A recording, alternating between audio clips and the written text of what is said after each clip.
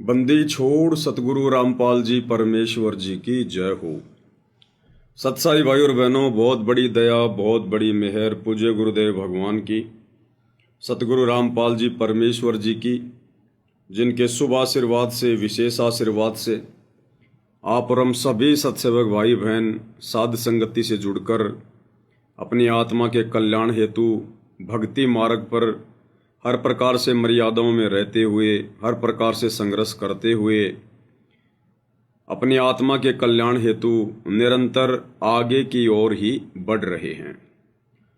भाई और बहनों, इस कलयुग की पिछली पीढ़ी में पूज्य गुरुदेव भगवान की उन चंद आत्माओं पर विशेष रजा है, कृपा है, मेहर है, जिन आत्माओं को गुरुदेव ने सन 2014 बरवाला कांड के बाद से चुन चुनकर साध संगतियों में जोड़ दिया है। और जैसा भगत गुरुदेव भगवान हमें बनाना चाहते हैं, वैसा भगत बनने की प्रक्रिया में हम भाई बहन भी जी जान से दिन रात आगे बढ़ रहे हैं। क्योंकि अब की बार हमने पूज्य गुरुदेव भगवान को निराश नहीं करना है, नाराज नहीं करना है, जैसा कि हम युगों युगों से करते आए हैं।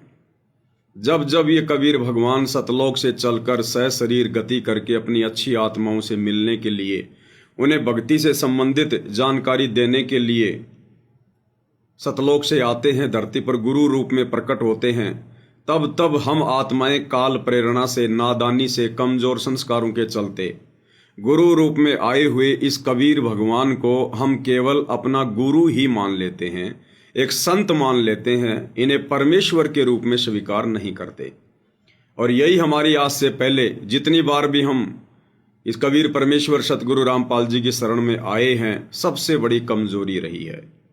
तो इस कमजोरी को भाई और बहनों, अब की बार गुरुदेव भगवान भी नहीं रखना चाहते और आप और हम आत्माओं ने भी जी जान लगाकर कोशिश करनी है कि अब की बार 84 से पार। तो भाई और बहनों, पूज्य गुरुदेव भगवान के आशीर्वाद से हम आगे बढ़ते हैं। उससे पहले गुरुदेव भगवान का जयकारा लगाएंगे, गुरुदेव भगवान से आशीर्वाद प्राप्त करेंगे।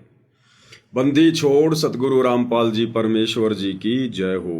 परम पिता परमात्मा, सारी सृष्टि के सर्जनहार, कुल मालिक, असंख्य ब्रह्मांडों के स्वामी, जगत गुरु, तीनों लोकों में प्रवेश करके सबका धारण पोषण करने वाले, राजाधिराज, आत्माधार, नाथों के नाथ, देवों के देव महादेव, सर्वेश्वर महेश्वर, मृत्युंजय, अजरो अमर, आदि अनादि सनातनी प्रभु, जगत पिता जगदीश्वर, श्री श्री 1008 की उपाधि के वास्तविक अधिकारी, अकाल मूरत सौद स्वरूपी राम वासुदेव, सर्वगतम ब्रह्म, परम पूज्य, प्रथम पूज्य, परम संत, परम पुरुष, परम धनी, परम दयालु, सत्य कबीर, हक्का कबीर, अल्लाहु कबीर, अल्लाहु अकबर, बाखबर, अल्लाह ताला, जगत के तारणहार, जगत के मुक्तिदाता, जगत के जगन्नाथ, हारे के सहारे, हिंदुओं के राम, मुसलमानों के अल्लाह, सिखों के वाहिगुरु, ईसाइयों के मसीह, दया के सागर दया निधि, करुणा के सागर करुणा निधि,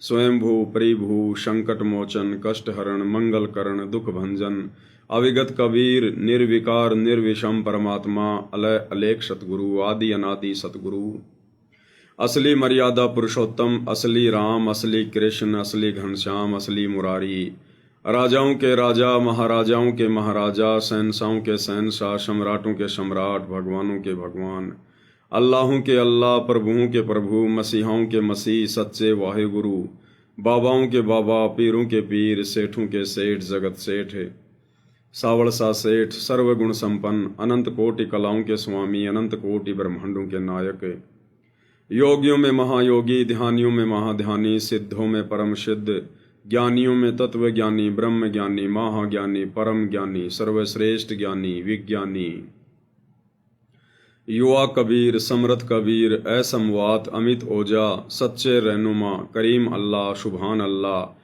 दुनिया के अंतिम पैगंबर, 8 सितंबर 1951 से गांव धनाना, जिला सोनीपत, हरियाणा, भारतवर्ष की पावन भूमि पे प्रकट रियल कल्कि भगवान श्री नारायण साकार हरि, श्री बाबा साहेब, नूर अनंत परमात्मा, सच्चे दरवेश, सच्चे बाखबर, संत शिरोमणि सतगुरु रामपाल जी परमेश्वर जी के चरण कमल में साध संगति से जुड़े हुए देश विदेश से आप और हम सभी सत्सेवक भाई बहनों का अनंत कोटि दंडवत प्रणाम। तो भाई और बहनों, पूज्य गुरुदेव भगवान की ये असीम रजा, असीम दया, मेहर इसी प्रकार से आप और हम सभी भगत भाई बहनों पर बनी रहे और हमें अंत तक, हमारा शरीर छूटने तक जो सद्बुद्धि गुरुदेव भगवान ने हमें वर्तमान में दी हुई है, गुरु रूप में आए हुए उस परमेश्वर ने अपनी पहचान करवाई है, ये सद्बुद्धि हमें अंतिम समय तक मिलती रहे।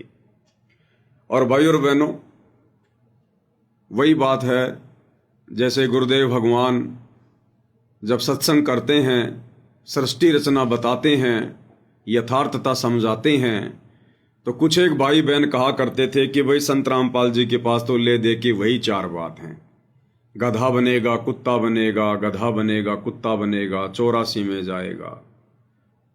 तो लोग कहते थे कि संत रामपाल जी के पास तो ले दे के वही चार बात है।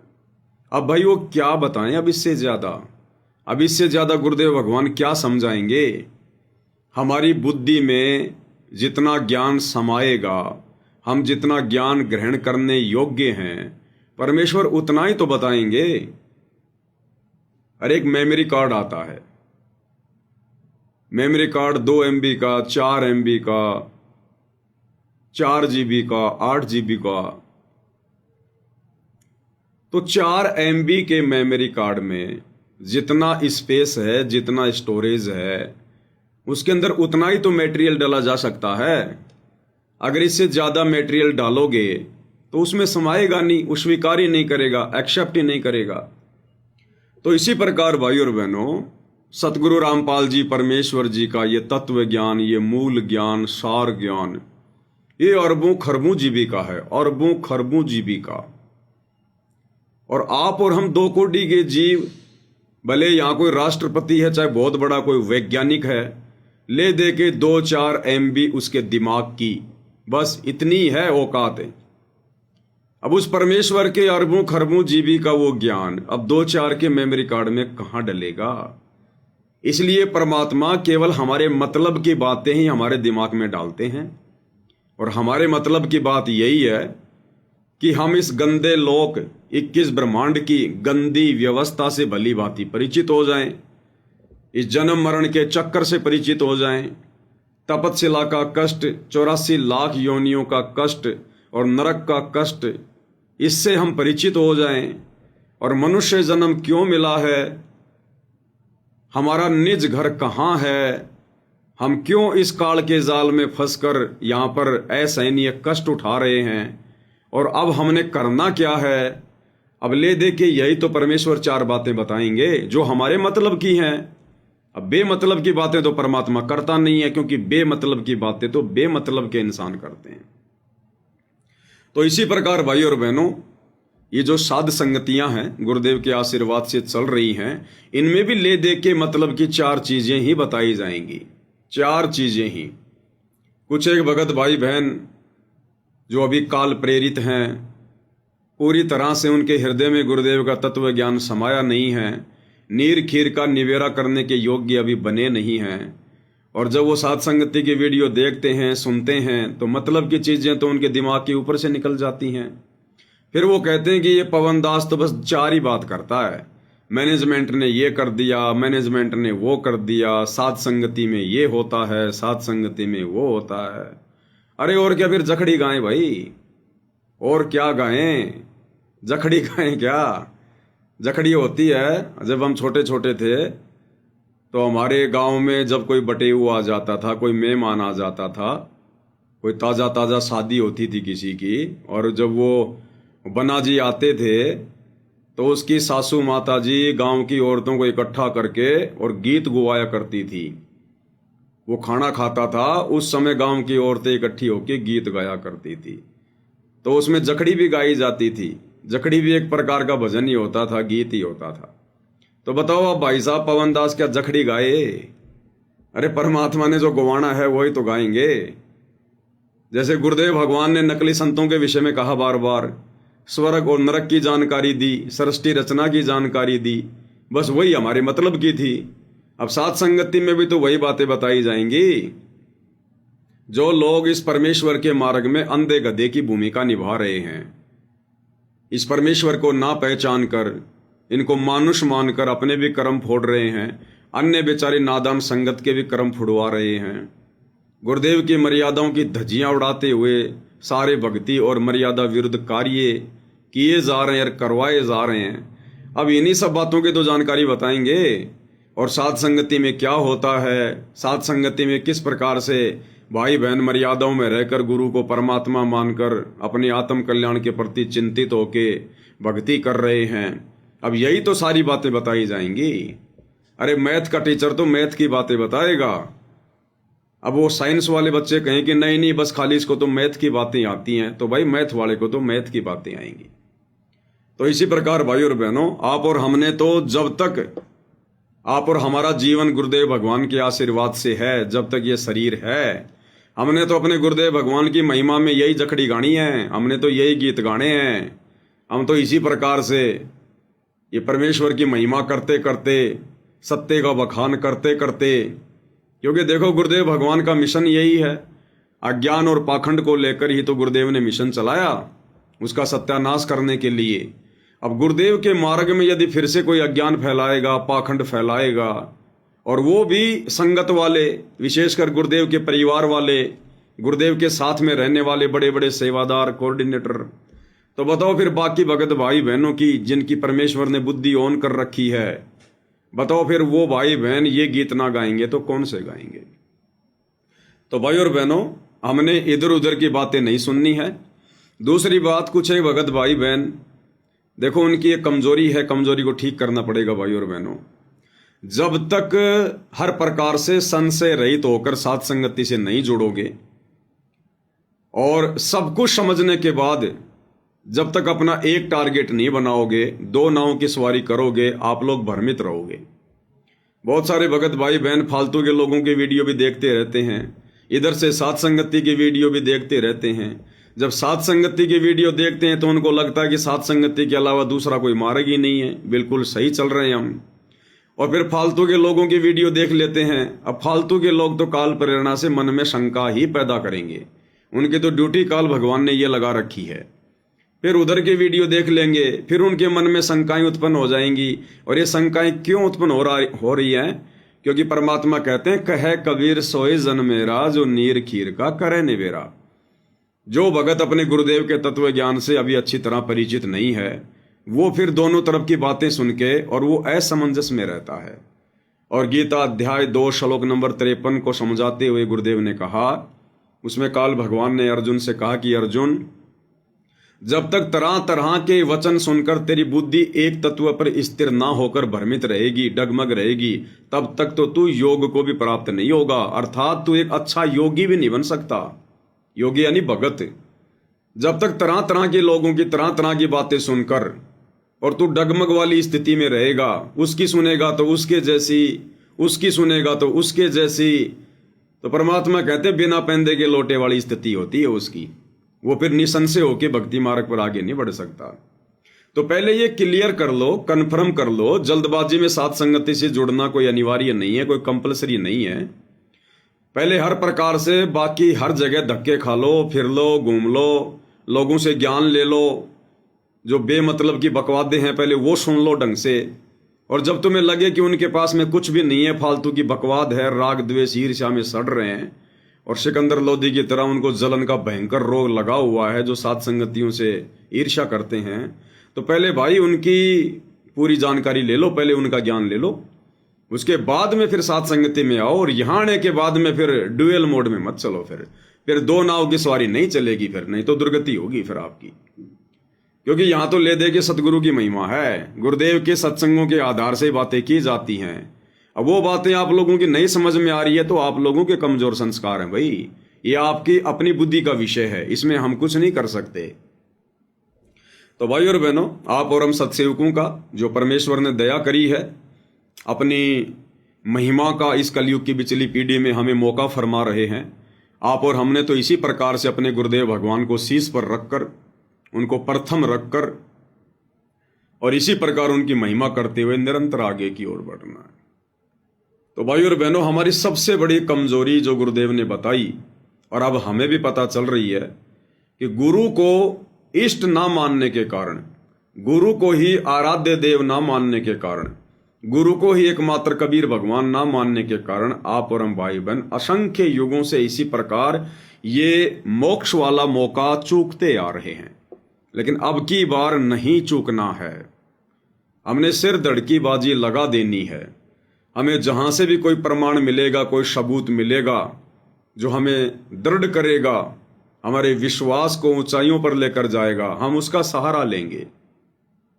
और हमने अपने गुरुदेव भगवान के प्रति पूर्णतया समर्पित होकर पतिव्रता पद पर रहकर और हमने अपनी भक्ति को और इस मनुष्य जीवन को सफल करना है। तो एक छोटा सा वीडियो है सोशल मीडिया पर दास के सामने आया सतलोक आश्रम का, और इस वीडियो के माध्यम से सतलोक आश्रमों से जुड़े हुए जो बड़े बड़े भगत भाई बहन हैं, जो परम भगत कहलाते हैं, जो आश्रम संचालक हैं, गुरुदेव के बेटा बेटी भाई बंधु रिश्तेदार हैं, बड़े बड़े कोऑर्डिनेटर हैं, उन लोगों को शिक्षा लेनी चाहिए। और ये जितने भी लोग जो पत्रकार बन के घूम रहे हैं, सतलोक आश्रम न्यूज चैनल वाले, जगह जगह इन्होंने ब्रांचें खोल दी हैं, भक्तों के गले में जबरदस्ती वो पत्रकारिता का वो पट्टा डाल दिया है, 1.5 फुट का माइक दे दिया है, बेमतलब की खबरें, वहाँ इतना पानी गिर गया, वहाँ पर रोडें फूट गई, वहाँ पे गड्ढे हो गए, वहाँ पे तेंदुआ मर गया, ये दुनिया भर की फालतू की खबरें ये लोग खाली व्यूज प्राप्त करने के लिए दुनिया वालों की तरह डालते रहते हैं। खुद का भी समय बर्बाद कर रहे हैं पत्रकार बनकर, और अन्य भगत भाई बहनों का भी अनमोल समय बर्बाद कर रहे हैं। तो भाई ये पत्रकार बनना रहने दो, पहले भगत बन लो अच्छे से। भगत बनकर भक्ति करने से हमारा आत्म कल्याण होगा, ये झूठी पत्रकारिता के चक्कर में पड़ने से कुछ नहीं मिलेगा। एक एक श्वास की कीमत गुरुदेव भगवान ने समझाई है। कहता हूं कहीं जात हूं, कहूं बजाकर ढोल, और श्वास जो खाली जात है ये 3 लोक का मोल। और तुम इस अनमोल श्वास को सारा दिन फोकट में, फालतू में, दुनिया भर की ऊट पटांग खबरें दिखा दिखा के, सा न्यूज चैनल पे डाल डाल के अपना भी बेड़ा गर्क कर रहे हो और भक्तों का भी बेड़ा गर्क करवा रहे हो। तो ये सतलोक आश्रम का एक छोटा सा वीडियो है, एक छोटा सा भगत जी है। अब देखो, जब परमात्मा प्रेरणा करते हैं, जब परमेश्वर की दया होती है तो भाई और बहनों इस प्रकार से होती है। ये छोटा सा बच्चा एक बहुत बड़ा संदेश दे रहा है, बहुत बड़ा संदेश। लेकिन इस बच्चे को यदि समय रहते साथ संगति नहीं मिली, सुसंगति नहीं मिली, तो ये बच्चा एक ना एक दिन कुसंगति का शिकार हो जाएगा। इन सतलोक आश्रम वालों की भेंट चढ़ जाएगा ये, और इसके भी मन में फिर वो दाढ़ी मूछ वाली फोटो ही कबीर भगवान के रूप में समा जाएगी। क्योंकि आश्रम में जाएगा तो भी वही देखेगा, घर पर रहेगा तो इसके माता पिता ने भी वही दाढ़ी मूछ वाली फोटो घर पे दरबार में लगा रखी होगी, इसके गले में लॉकेट में भी वही टांग रखी होगी। तो ये आत्मा बिगड़ जाएगी बेचारी साथ संगति के अभाव में। लेकिन फिलहाल इसके विचार बहुत अच्छे हैं। ये परमात्मा के ये पिछले जन्मों की हंस आत्मा है, और ये क्या संदेशा दे रहा है। जो इसका इंटरव्यू ले रहा है, एक बहन इसका इंटरव्यू ले रही है, अब कम से कम उसकी 18, 20, 25 साल की तो उम्र होगी उसकी आवाज के हिसाब से। अब अगर पत्रकार बनाया गया है तो 18 साल से कम लड़की को तो नहीं बनाया जाता, 18 साल से ऊपर की कोई बनाया जाता है, तो 20 से 25 साल की ये लड़की होगी। और वो भगत ही है जो साज न्यूज चैनल का लेके डंडा खड़ी हुई है और सवाल कर रही है छोटे भगत से। और ये भगत कितना सुंदर जवाब दे रहा है, कितना बढ़िया जवाब दे रहा है।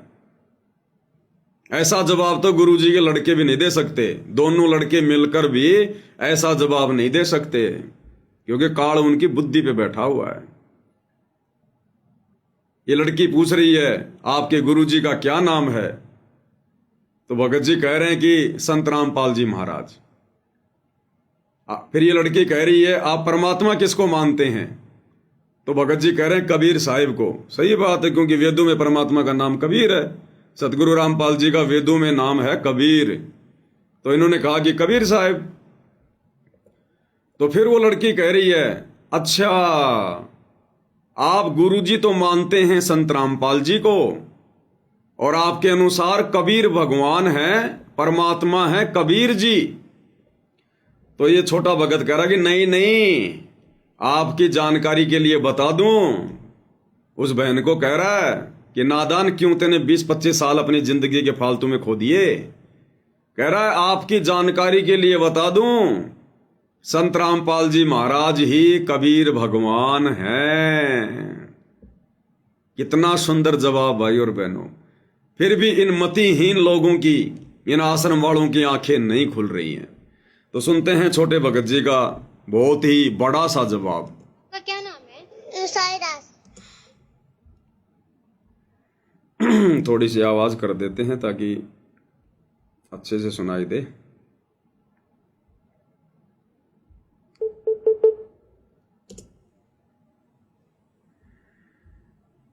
आपका क्या नाम है? साईदास।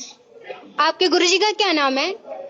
संत रामपाल जी महाराज। आप किसको भगवान मानते हो? कबीर साहब। कबीर साहब को क्यों भगवान बता रहे हो?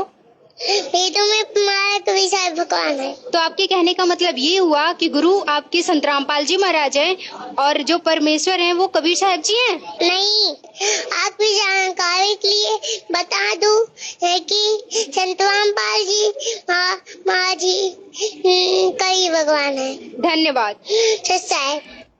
बताओ कितना जबरदस्त जवाब दिया है छोटे से भगत जी ने। और वो 25 साल की होकर भी उसके दिमाग में ये बात नहीं घुस रही है। कुसंगति का शिकार है और दुनिया के लिए समाचार डालते हैं रोजाना, पत्रकार बन के बैठी हुई है। कितना प्यारा जवाब दे रहा है। उल्टा सवाल कर रही है कि आपके अनुसार, आपके कहने का मतलब है कि संत रामपाल जी तो आपके गुरु जी हैं और परमात्मा कबीर साहिब हैं। तो भगत जी कह रहे हैं नहीं नहीं, आपकी जानकारी के लिए बता दूं कि नादान तूने क्या समझा, 25 साल हो गई तेरे को डले ढोए तूने फालतू में, इन आश्रमों में खा खा के लड्डू जलेबी बन गई तू पत्रकार। सतगुरु रामपाल जी खुद ही कबीर भगवान हैं, खुद ही कबीर भगवान। अब भाई और बहनों, ऐसी आत्माएं मोक्ष प्राप्त करेंगी। ये है वो परमात्मा की विशेष आत्माएं, मिन्नी सतलोक से आई हुई आत्माएं। लेकिन काल ने इन सबको वर्तमान में लपेटे में ले रखा इनके माता पिता के माध्यम से। अगर इस आत्मा को समय रहते साथ संगति नहीं मिली तो ये भी उनके जैसे ही हो जाएगी, उनके जैसे ही। क्योंकि गुरुदेव ने कबीर सागर के सरलार्थ में साफ साफ लिखा हुआ है कर्म बोध के अंदर कि परमात्मा की भक्ति मिलना तो जीव के संस्कार हैं। मान लीजिए आपको सच्चे गुरु की भक्ति मिल गई, सच्चे परमात्मा की भक्ति मिल गई, उसके बाद में सुसंगति और कुसंगति का बहुत बड़ा रोल है, बहुत बड़ा रोल। सच्चे गुरु की शरण भी मिल गई और यदि साथ संगति नहीं मिली, सुसंगति नहीं मिली, तो भी आप आत्म कल्याण नहीं करवा पाएंगे। तो फिलहाल इस परमेश्वर की हंस आत्मा को इन सतलोक आश्रम वालों की कुसंगति प्राप्त है। और अगर समय रहते भाई और बहनों इस आत्मा को साथ संगति नहीं मिली तो ये भी धीरे धीरे लड्डू जलेबी बर्फी के चक्कर में उधर ही बह जाएगा भावनाओं में। लेकिन अभी तो बहुत छोटी आत्मा है, परमात्मा आ लेंगे तब तक तो अपनी आत्माओं को संभालने के लिए इनके जाल में ज्यादा नहीं फंसने देंगे परमेश्वर। तो कितना सुंदर जवाब, कितना अच्छा जवाब एक बार फिर से सुनते हैं भाई और बहनों। आप पर हमारा विश्वास दृढ़ होगा। और ये इस प्रकार के इंटरव्यू भाई और बहनों परमात्मा प्रेरणा करके दिलवाते हैं गुरुदेव भगवान। उन आश्रम वालों की तो फिर भी आंखें नहीं खुलेंगी, उसने तो करके धन्यवाद चलती बनी। और एक छोटा सा संदेशा परमात्मा ने आप और हमारे तक पहुंचा दिया कि हम साथ संगति वाले भाई बहन जिस रास्ते पर चल रहे हैं यही परमेश्वर का असली रास्ता है। यानी गुरु को परमात्मा माने बिना तो भक्ति शुरू भी नहीं होती है, शुरू भी। भले आप अपने अंदर चाहे सार नाम लेकर, सार शब्द लेकर कितने बड़े भगत बने फिरो, गुरु को परमात्मा माने बिना तो भक्ति शुरू भी नहीं होती है। आपका क्या नाम है? साईदास। आपके गुरुजी का क्या नाम है? संत रामपाल जी महाराज। आप किसको भगवान मानते हो? कबीर साहब। कबीर साहब को क्यों भगवान बता रहे हो? वेदों में हमारा कबीर साहब भगवान है। इन्होंने दाढ़ी मूंछ वाली फोटो को नहीं कहा कबीर साहब है। उसने सवाल क्या किया कि आप परमात्मा किसको मानते हो? तो कबीर साहब। फिर कह रही है कबीर साहिब को क्यों मानते हो परमात्मा? तो बहुत अच्छा जवाब दिया कि वेदों में प्रमाण है कबीर साहिब भगवान है। और वेदों में तो नाम कबीर है, फोटो थोड़ी लगी हुई है वेदों में दाढ़ी मूंछ वाली। तो अच्छा जवाब दिया कि हमारे गुरुजी सतगुरु रामपाल जी का ही नाम, वैदिक नाम उनका कबीर है। और आगे तो फिर पसीने ला दिए उस बहन के। बताओ, ये 5-6 साल का बच्चा परमात्मा की आत्मा और उस 25 साल की काल प्रेरित आत्मा को समझा रहा है कि नहीं, आपकी जानकारी के लिए बता दूं, संत रामपाल जी महाराज ही कबीर भगवान है। तो आपके कहने का मतलब ये हुआ कि गुरु आपके संत रामपाल जी महाराज हैं और जो परमेश्वर हैं वो कबीर साहब जी हैं? नहीं, आपकी जानकारी के लिए बता दूं है कि संत रामपाल जी महाराज जी कई भगवान है। धन्यवाद। संत रामपाल जी महाराज जी ही कबीर भगवान हैं। यही थे, यही हैं और यही रहेंगे। सतगुरु आदि अनादि है, यानी सतगुरु सबसे पहले था जब कोई नहीं था, और सतगुरु सबसे लास्ट तक रहेगा जब कोई नहीं रहेगा। सतगुरु आदि अनादि है और सतगुरु मध्य है मूल। मध्य यानी बीच बीच में भी परमात्मा ही आता है, स्वयं सतगुरु ही आता है। मध्य है मूल, और मूल यानी भक्ति की मूल, भक्ति की जड़ भी सतगुरु ही है। सतगुरु आदि अनादि है, सतगुरु मध्य है मूल, और सतगुरु को सिजदा करूं एक पलक नहीं भूल। सतगुरु को ही दंडवत करूं और एक पलक भी उनके अलावा, उनकी भक्ति के अलावा अपने ध्यान को ना भरमाऊं, ना भटकाऊं। बताओ फिर किसी और के लिए जगह कहां बच गई? तो भाई और बहनों, सतगुरु के इर्द गिर्द, सतगुरु के चरणों में पड़े रहने से ही हमारा मोक्ष संभव है। अन्यथा ये कागज के टुकड़े, ये बनावटी फोटो, और आजकल तो एआई से ना जाने सतगुरु रामपाल जी की ऐसी भुंडी भुंडी फोटो बनाई जा रही है, भुंडी भुंडी फोटो, ऐसे बेकार और लगते हैं। और खुली छूट मिल गई इनको, क्योंकि आश्रमों में ये गुरुजी के कार्टून बना बना के वीडियो चलाते हैं। अब जो बाकी लड़के हैं, लड़कियां हैं, जिनके हाथों में मोबाइल हैं, वो क्या सीखेंगे? तो इसी प्रकार से कार्टून बना बना के डाले जा रहे हैं, नकली फोटोएं बना बना के सोशल मीडिया पर डाली जा रही हैं सतगुरु रामपाल जी की। अरे नालायकों, अभी तो सतगुरु रामपाल जी ओरिजिनल रूप में धरती पर प्रकट हैं। अरे ये नकली फोटोएं, एआई से फोटोएं उस समय बनेंगी जब इनके धरती से जाने के बाद, हजारों साल बाद, जब इनकी ओरिजिनल फोटोएं भी समाप्त हो जाएंगी, तब लोग इस प्रकार की फोटोएं बनाया करते हैं। जैसे आजकल कोई झांसी की रानी की फोटोएं बना रहा है, कोई भगत सिंह की फोटोएं बना रहा है और कहता है देखो ये है भगत सिंह की ओरिजिनल फोटो, बड़ी मुश्किल से मिली है। तो अभी तो नालायकों, गुरु धरती पर है, अभी उनका कार्टून मत बनाओ। और डाल रहे हैं सोशल मीडिया पर बना बना के नकली फोटो। अरे उस नकली फोटो को देखने से हमारे पाप कर्म नाश होंगे क्या? सतगुरु की ओरिजिनल फोटो से ही, उसके दर्शन से ही पाप कर्म नाश होंगे, एआई वाली से नहीं होंगे। ये काल की सूक्ष्म चाल है, ये षड्यंत्र है काल का, विज्ञान का दुरुपयोग कर रहा है एआई का। अब लेकिन तुम लोग कैसे समझोगे इन बातों को? तुम्हारे सिर पे तो खुद काल बैठा है, वही तो सारे उल्टे काम करवा रहा है। तो कितना सुंदर जवाब दिया। और भाई और बहनों, गुरुदेव भगवान भी हमें यही समझाते हैं, हमें यही बताते हैं परमात्मा, और उनका यही, उनका एकमात्र ये प्रयास रहा है कि ये आत्माएं जितना हो सके कम समय में और गुरु को इष्ट मानकर, परमेश्वर मानकर अपनी भक्ति शुरू कर दें। और क्या कह रहे हैं गुरुदेव भगवान इस शॉर्ट वीडियो में कि पुण्यात्माओं, न्यू सोच लो इस दास के स्थान पर कबीर भगवान आ गए। अब बताओ तुम कैसा व्यवहार करोगे उनके साथ में।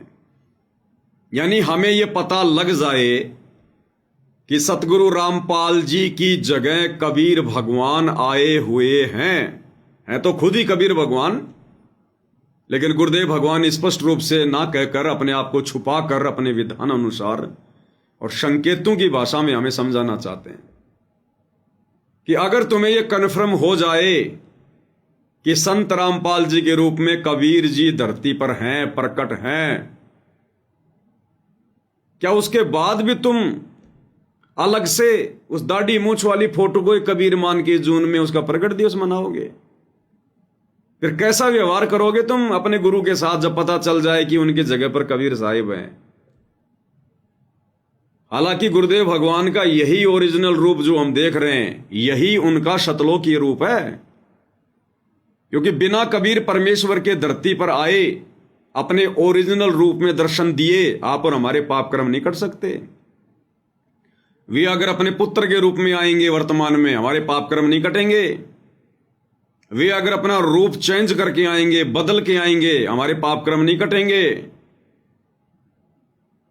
इसलिए परमात्मा स्वयं कलयुग की पिछली पीढ़ी में स्पेशल, क्योंकि बाकी समय तो परमात्मा अपने पुत्रों का रूप बनाकर आ जाते हैं, लेकिन कलयुग की पिछली पीढ़ी में तो गुरुदेव भगवान हर प्रकार से हमें भक्ति की पूरी पूरी खुराक खिलाते हैं, अपने ओरिजिनल रूप में आते हैं।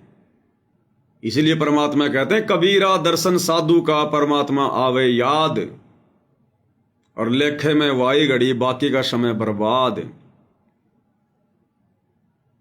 तो गुरुदेव कह रहे हैं न्यू सोच लो, इस दास के स्थान पर कबीर जी बैठे हैं। अब कैसा व्यवहार करोगे अपने गुरु जी के साथ? क्या अब भी अपने गुरु जी को खाली गुरु जी मानोगे? मां के गर्भ से जन्म लिया हुआ एक व्यक्ति मानोगे? क्या अब भी उनका जन्मदिन मनाओगे अवतरण दिवस के बहाने 8 सितंबर को?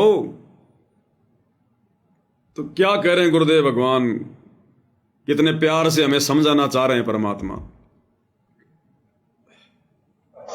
अब देखो पुण्यात्मा, पहले तो परमात्मा स्वयं आए थे, फिर ये दास भेजा है। अगर इस दास के स्थान पर स्वयं मालिक आगे हो, ये सोच लो। अगर इस दास के स्थान पर स्वयं मालिक आ गए हों, ये सोच लो। यानी आदेश दे दिया हमें गुरुदेव ने कि ये सोच लो तुम्हारे गुरुजी की जगह स्वयं कबीर भगवान आ चुके हैं। अब तुम अपने गुरुजी को क्या मानोगे? खाली गुरुजी मानोगे? गांव धनाने का रामपाल जाट मानोगे? इंद्रोमाई की कोख से जन्म लिया हुआ व्यक्ति मानोगे? क्या उसके बाद भी तुम जून में किसी और दाढ़ी मूंछ वाली कबीर जी की समझे जाने वाली नकली काल्पनिक फोटो का प्रकट दिवस मनाओगे? जब तुम्हें यह कन्फर्म हो जाए कि तुम्हारे गुरु की जगह पर कबीर जी आ चुके हैं। अब स्पष्ट नहीं कहेंगे गुरुदेव भगवान, बाकी कहने में कोई कमी नहीं छोड़ रहे परमात्मा, स्वयं को परमात्मा साबित करने में। अब देखो पुण्यात्मा, पहले तो परमात्मा स्वयं आए थे, फिर ये दास भेजा है। अगर इस दास के स्थान पर स्वयं मालिक आगे हो, ये सोच लो। और आप जैसा व्यवहार इस दास से कर रहे हो, तो हम उनसे भी यही करते। और जैसा व्यवहार गुरुदेव कह रहे हैं अगर आप इस दास के साथ में करोगे, वैसा ही परमात्मा के साथ माना जाएगा। तो भोग किसको लगाया जाता है? परमात्मा को। तो गुरु जी को भोग लगाएंगे तो गुरु जी के ही अनुसार वो किसको माना जाएगा? परमात्मा को। अगर गुरु का ही हम प्रकट दिवस मनाएंगे तो वो किसका प्रकट दिवस माना जाएगा? परमात्मा का, कबीर जी का। फिर अलग से जून के महीने में उस दाढ़ी मूंछ वाली फोटो का प्रकट दिवस मनाने का क्या मतलब? जो क्रिया, जो व्यवहार हम अपने गुरु जी के साथ करेंगे वो परमात्मा के साथ ही हुआ माना जाएगा। ये आदेश दे दिया गुरुदेव ने। फिर अलग से किसी और को परमात्मा मानकर वो क्रिया करने का क्या फायदा? फिर तो हम अपना समय बर्बाद कर रहे हैं और अपने गुरु जी का वचन की उल्लंघना कर रहे हैं। जब गुरु ने स्पष्ट कर दिया कि जो व्यवहार, जो क्रिया तुम अपने गुरु को परमात्मा मानकर उनके साथ करोगे वो परमात्मा के साथ ही मानी जाएगी। बताओ फिर अलग से किसी और को परमात्मा मानने की क्या जरूरत पड़ गई? फिर अब ये कॉमन सेंस की बातें भाई और बहनों, ये मूल ज्ञान की बातें हैं। अब ये बातें इन आश्रम वालों के समझ में नहीं आती।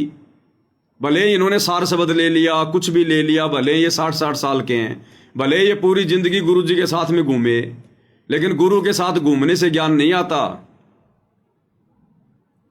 ज्ञान तो गुरु की मेहर से आता है। पिछले जन्म से होते हैं पूर्ण हंस मुराद। इसी कारण से इनका और हमारा वैचारिक मतभेद है, अन्यथा दोनों का गुरु एक, गुरु ने दोनों को भक्ति एक जैसी दी। फिर बताओ मतभेद किस बात का? लेकिन मतभेद हो गया विचारों का, ज्ञान और अज्ञान का। और ये रजा सब पे नहीं होती भाई और बहनों, ये रजा परमेश्वर अपनी विशेष आत्माओं पे करता है, विशेष आत्माओं पर अपनी पहचान करवाने का। तो क्या कह रहे हैं गुरुदेव भगवान, शुरू से सुनो पूरा। अब देखो पुण्यात्मा, पहले तो परमात्मा स्वयं आए थे, फिर ये दास भेज आए। पॉइंटों पर पॉइंट है भाई और बहनों, पॉइंटों पर पॉइंट। गुरुदेव कह रहे हैं पहले तो परमात्मा स्वयं आए थे, अब इस दास को भेज दिया। अब दो बातें हैं, पहले परमात्मा स्वयं आए तो अब क्या दिक्कत हो गई परमात्मा नहीं आए? अरे परमात्मा भी कहीं बिजी हो जाते हैं क्या? परमात्मा की भूल पड़ जाती है क्या कि पहले तो परमात्मा स्वयं आए अब इस दास को भेज दिया? तो उसका कोई कारण भी तो होगा, दास को क्यों भेज दिया? क्योंकि हमने तो सृष्टि रचना में यही सुना और परमात्मा ने कहा है कि जिसका काम उसी को साजे और करे तो मूर्ख बाजे। तो काल लोक से अपनी आत्माओं को काल के बंधन से छुड़वाकर परमात्मा स्वयं लेकर जाते हैं, फिर अब अपने दास को क्यों भेज दिया? तो उसका जवाब तो मिलना चाहिए ना। लेकिन आपको कभी भी गुरुदेव ने इसका जवाब नहीं दिया, कभी भी ये कारण आपको नहीं बताया कि अब क्यों नहीं आए परमात्मा। अरे आज से पहले तो काल का इतना दबाव भी नहीं था, इतना प्रेशर भी नहीं था। अब है वो समय मोक्ष का। अब काल ने अपने पूरे 1000 मुंह 1000 हाथ खोल रखे हैं आप और हम आत्माओं को यहीं रोक कर रखने के लिए। तो ऐसे जोर के समय में कबीर जी किसी और को भेज देंगे, और जब नॉर्मल समय था तो कबीर जी खुद आ गए। तो कोई कारण तो होगा क्यों नहीं आए, रीजन तो होगा ना। तो यहां गुरुदेव अपने आप को स्वयं नहीं कहेंगे कि बच्चों मैं ही कबीर भगवान हूं, और संकेतों में सब कुछ कह दिया कि 12वें पंथ हम ही चलावें और सब पंथों को मिटाकर एक ही पंथ चलावें। तो 12वें पंथ में 17 फरवरी 1988 को आदरणीय रामदेवानंद जी को अपना मुंह बोला गुरु बनाकर स्वयं कबीर भगवान आ चुके हैं, और सन 1994 से अपना यथार्थ 13वां कबीर पंथ भी चला चुके हैं। अन्यथा बता दो तुम्हारे दाढ़ी मूंछ वाले कबीर जी ने इस वाणी के अनुसार कब चलाया कबीर पंथ? कौन से दिन उन्होंने कबीर पंथ की नींव डाली? तुम कहते हो 1997 में संत रामपाल जी को मिले, तो गुरु जी तो कहते हैं कि खाली थोड़े समय के लिए मिले थे। हालांकि मिलना कुछ नहीं था, परमात्मा की लीला है, खेल है परमात्मा का। तो गुरु जी तो कहते हैं कि थोड़े समय के लिए मिले, सार शब्द देने का आदेश दे गए, अंतर ध्यान हो गए। बताओ कहां पंथ चलाया उन्होंने, कहां 12वें पंथ में आए? अरे 12वां पंथ तो 1994 में खत्म हो गया था, और कबीर जी मिले सतगुरु रामपाल जी को 1997 में, तो 12वें पंथ में कहां आए कबीर जी? और कहां उन्होंने 13वां पंथ चलाया? फिर उनकी तो वाणी फैल हो गई, और एक वाणी गलत हो सकती है तो फिर तो सारी वाणियां गलत होंगी, उनकी बहुत सारी वाणियां गलत होंगी। बताओ फिर क्या विश्वास करें फिर हम उनकी वाणियों पर? तो भाई और बहनों, ना तो परमात्मा गलत हो सकता, ना परमात्मा की हमारी वाणियां गलत हो सकती। गलत हम हैं जो समझ नहीं रहे अपने गुरु जी के संकेतों को, सत्संगों को। तो 17 फरवरी 1988 को ही कबीर भगवान 12वें पंथ में आदरणीय रामदेवानंद जी को मुंह बोला गुरु बना के प्रकट हो चुके हैं, आ चुके हैं। और 8 सितंबर 1951 को सह शरीर सतलोक से चलकर धरती पर प्रकट हुए, आप और हमारी चरम दृष्टि को धोखा देते हुए। क्योंकि परमेश्वर की वाणी है, साहिब से सतगुरु भय, सतगुरु से भय संत, और धर धर वेख विशाल अंग, ये खेल है आदि और अंत। सारी लीला, सारी भूमिका ये परमात्मा स्वयं करता है। और फिर सन 1994 में अपना 13वां यथार्थ कबीर पंथ चला दिया। अन्यथा वो 97 वाले दाढ़ी मूंछ वाले कबीर जी ने कहां चलाया? है कोई प्रमाण, है कोई जवाब? दे दो किसी के पास है तो भाई और बहनों, हमने समझना पड़ेगा, हमने विचार करना पड़ेगा। और क्या करें गुरुदेव भगवान अपने विषय में? समझदार को तो संकेत ही काफी है। अब देखो पुण्यात्मा, पहले तो परमात्मा स्वयं आए थे, फिर ये दास भेजा है। अगर इस दास के स्थान पर स्वयं मालिक आगे हो, ये सोच लो। और आप जैसा व्यवहार इस दास से कर रहे हो तो हम उनसे भी यही करते। तो वहां कहते मौला बैठा मोर से और देखे जन की भेड़, 12 कोट जमकी कर जहां एक नाम की खेड़। परमात्मा एकांत द्रोखे से देख रहा है आपकी सब रिहर्सल को, कि आप कैसी भावना रखते हो, कैसे आप भक्ति कर रहे हो, कितना दान में रुचि है, मेरे दास के प्रति आपके कैसे विचार हैं। तो वो ये समझ रहे हैं कि ऐसे ही मेरे प्रति हैं जो इसके प्रति है। और जब आप यहाँ से, जब आप शरीर छोड़कर जाओगे तो इस दास के रूप में आपकी परीक्षा होगी त्रिकुटी पे। तो भाई जिस दाढ़ी मूंछ वाली कबीर जी की नकली फोटो को आप आश्रम वाले भाई बहन कबीर भगवान मानकर पूज रहे हैं, अब गुरुदेव के इस प्रवचन अनुसार तो तुम्हारा वो दाढ़ी मूंछ वाला कबीर भगवान भी यही कह रहा है कि मम संत मुझे जान मेरा ही स्वरूपम, कि जैसे विचार जैसे भाव तुम्हारे मेरे दास में होंगे वैसे ही मेरे प्रति माने जाएंगे। तो जब तुम भगत भाई बहन जून के महीने में वो दाढ़ी मूंछ वाली कबीर जी की फोटो को कबीर मान के उसका प्रगट दिवस मनाते हो, भोग लगाते हो ना, वो भी बड़ा नाराज होता है। अगर तुम कोई और भगवान मान रहे हो ना तो वो भी बड़ा नाराज होता है कि देखो इन मंद बुद्धियों को मैंने कितनी बार समझाया, किस किस प्रकार से समझाया, गुरु की महिमा करके समझाई कि गुरु बड़े हैं गोविंद से और मन में देख विचार, और हरि सुमरे सो वार हैं गुरु भजे हुए पार। कबीर 7 दीप 9 खंड में गुरु से बड़ा ना कोई, और करता करे ना कर सके, यानी वो कबीर भी कुछ नहीं कर सकता और गुरु करे सो होए। तो तुम्हारे अनुसार यदि कोई और दाढ़ी मूंछ वाला कबीर सतलोक में बैठा है तो तुम्हारी इन भक्ति इन क्रियाओं से, यानी गुरु को छोड़कर जो तुम दाढ़ी मूंछ वाले फोटो को कबीर भगवान मान बैठे हो, तुम्हारा वो कबीर भगवान भी तुमसे बेहद नाराज है, बेहद नाराज। तो अंत में अगर मुक्ति प्राप्त करनी है तो गुरु को परमेश्वर के रूप में हृदय से स्वीकार करना पड़ेगा।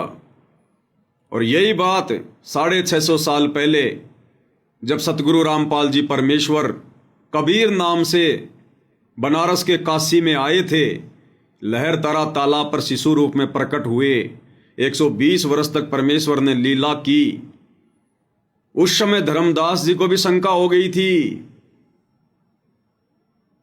धर्मदास जी को परमात्मा ने बताया कि आगे चल के तो बहुत खराब समय आएगा, घोर कलयुग आएगा, और उस समय मैं अपनी आत्माओं को पार करूंगा, सतलोक लेकर जाऊंगा, तेरे वंशजों को भी पार करूंगा धर्मदास।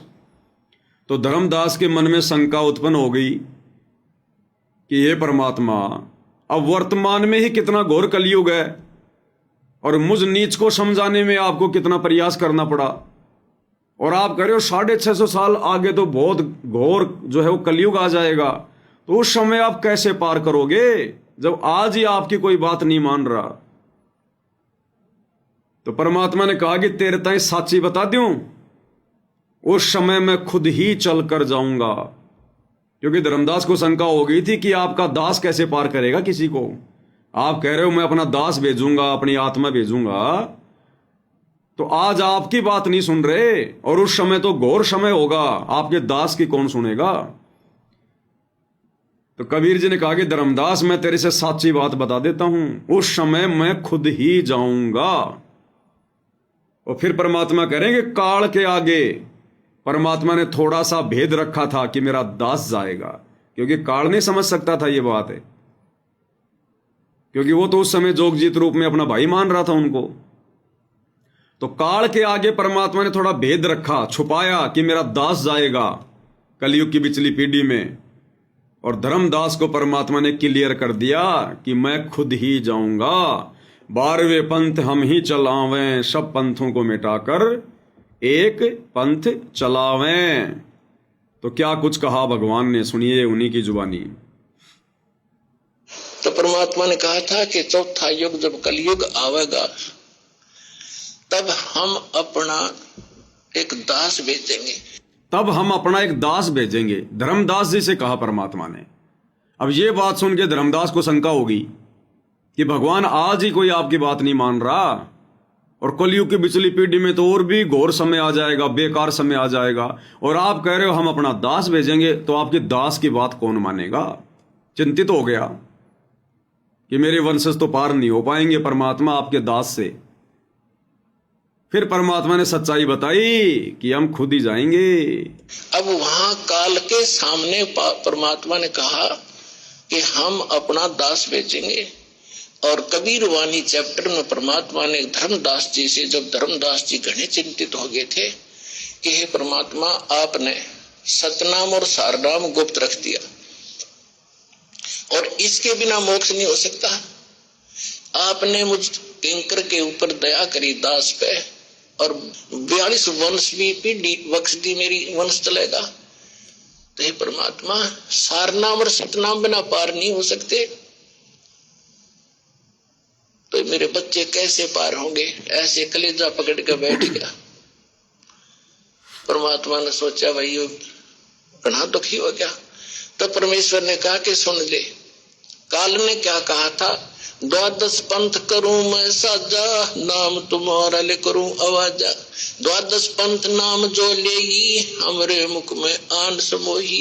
जाओ जोग जीत संसारा, जीवन माने कहा तुम्हारा। जीव तुम्हारा कहा न माने, हमारी ओढ़ हो बाद बखान। अब इतना समय नहीं रहा, मैं वो सारे प्रमाण आज नहीं दिखा पाऊंगा आपको कि 12 पंथ कौन कौन से हैं। तो 12 पंथ, 12वां पंथ गरीबदास पंथ बताया है, लिखा कवि सागर में।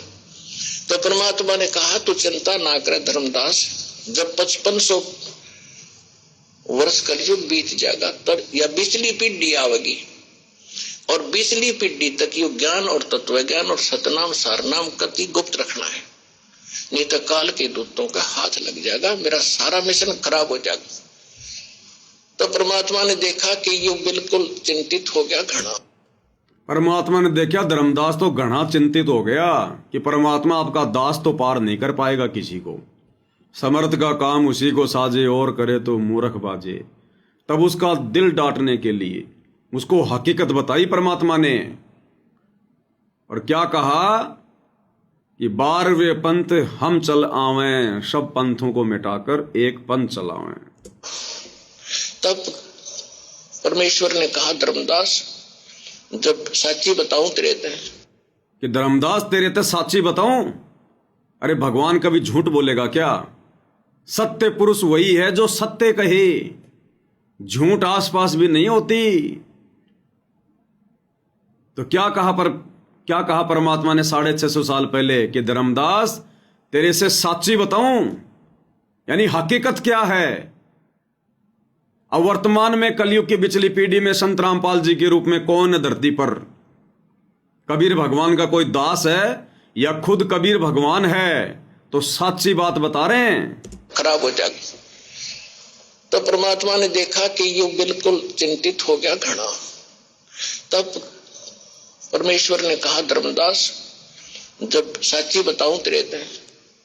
तब धर्मदास ने कहा कि भगवान आज कितना अच्छा समय है, कलयुग स्टार्ट है सन 1398 में और 1512 तक, और आज भी लोग ना मानते, और आप कह रहे हो अगर भयंकर कलयुग पैदा कर देगा, काल ऐसा जुल्म कर देगा, हाहाकार मच जाएगी, इंसान कृतघ्नी हो जाएंगे, तो उस समय कैसे पार होंगे। आज तो आप भी विद्वान हैं और फिर भी ना मान रहे ये लोग।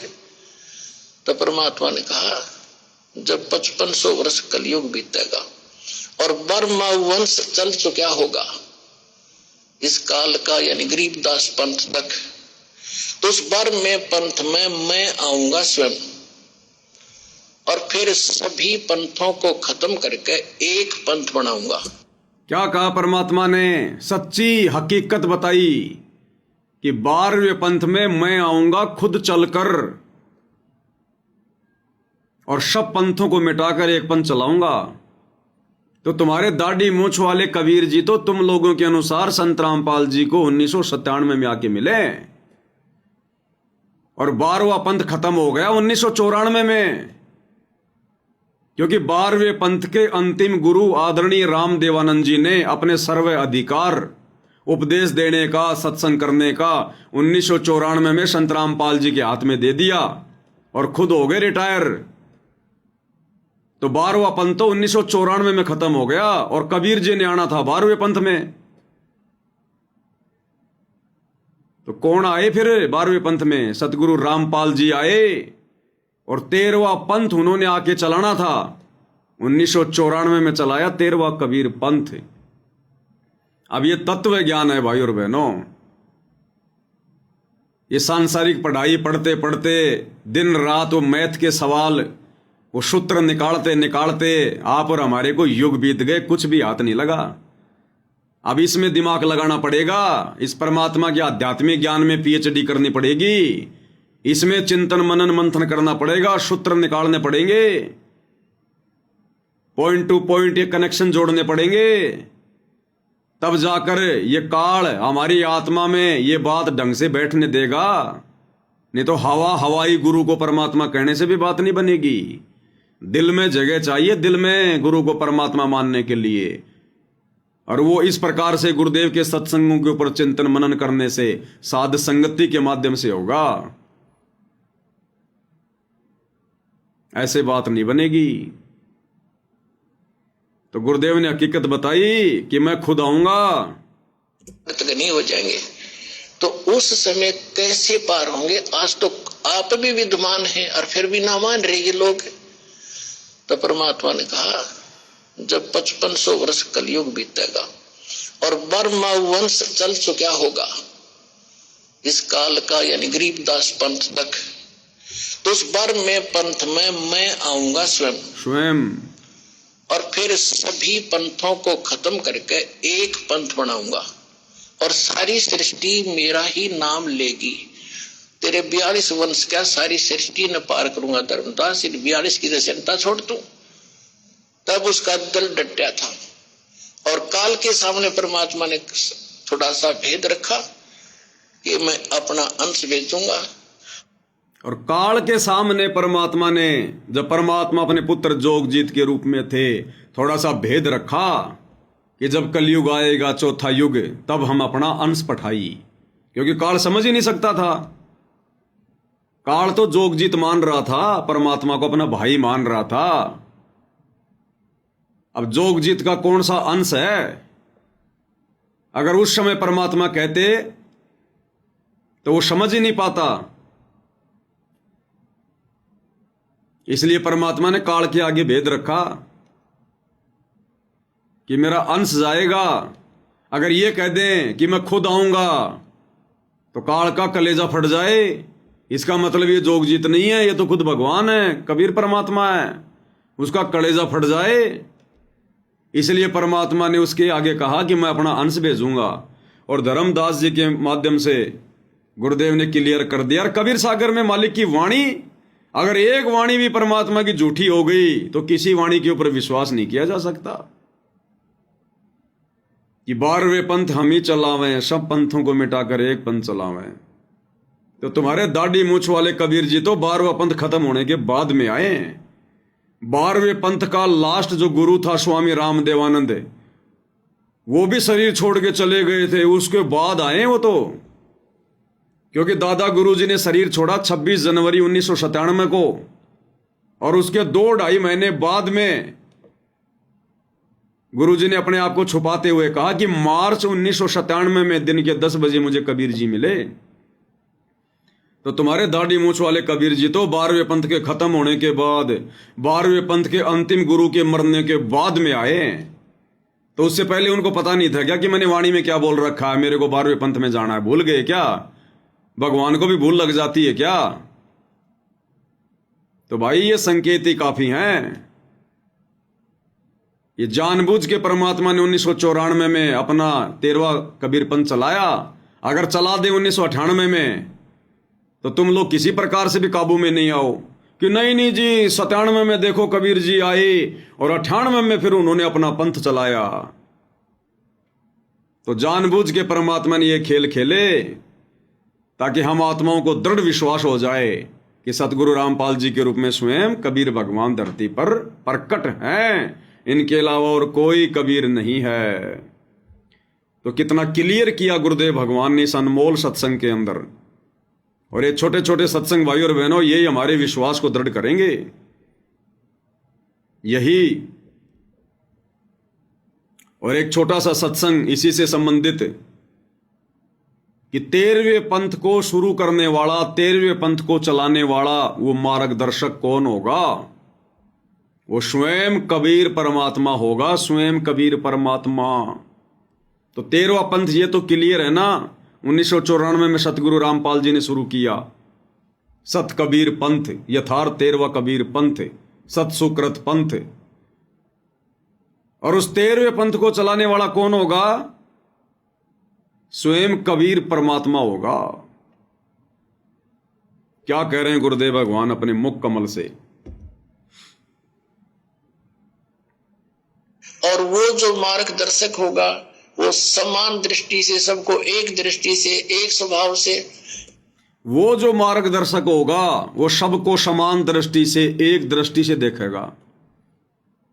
कौन मार्गदर्शक? भाई मार्गदर्शन कौन कर रहे हैं? अरे तुम्हारे दाढ़ी मूंछ वाले कबीर जी तो कहीं दिखाई नहीं दे रहे, वो तो किसी का मार्गदर्शन कर ही नहीं रहे। बताओ सन 1993 से सत्संग करके मार्गदर्शन कौन दे रहे हैं दुनिया को? सन 1994 से नाम उपदेश देकर, सतनाम देकर, सारनाम देकर दुनिया का आत्म कल्याण कौन कर रहे हैं? मार्गदर्शन कौन कर रहे हैं? मार्गदर्शक की भूमिका कौन निभा रहे हैं? सतगुरु रामपाल जी या तुम लोगों के अनुसार वो दाढ़ी मूंछ वाला कबीर? तो यहां उस मार्गदर्शक की बात हो रही है। और मार्गदर्शक वो होता है जो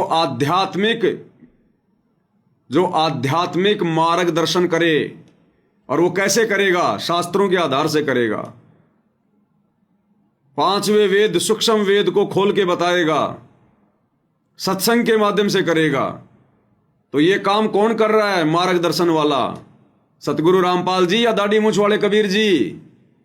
तो उसी मार्गदर्शक के बारे में बात हो रही है, यानी सतगुरु रामपाल जी के बारे में। और वो मार्गदर्शक कौन होगा? और वो जो मार्गदर्शक होगा वो समान दृष्टि से, सबको एक दृष्टि से, एक स्वभाव से, एक भाव से व्यवहार करेगा। और वो समर्थ सत कबीर होगा। बोलो सतगुरुदेव।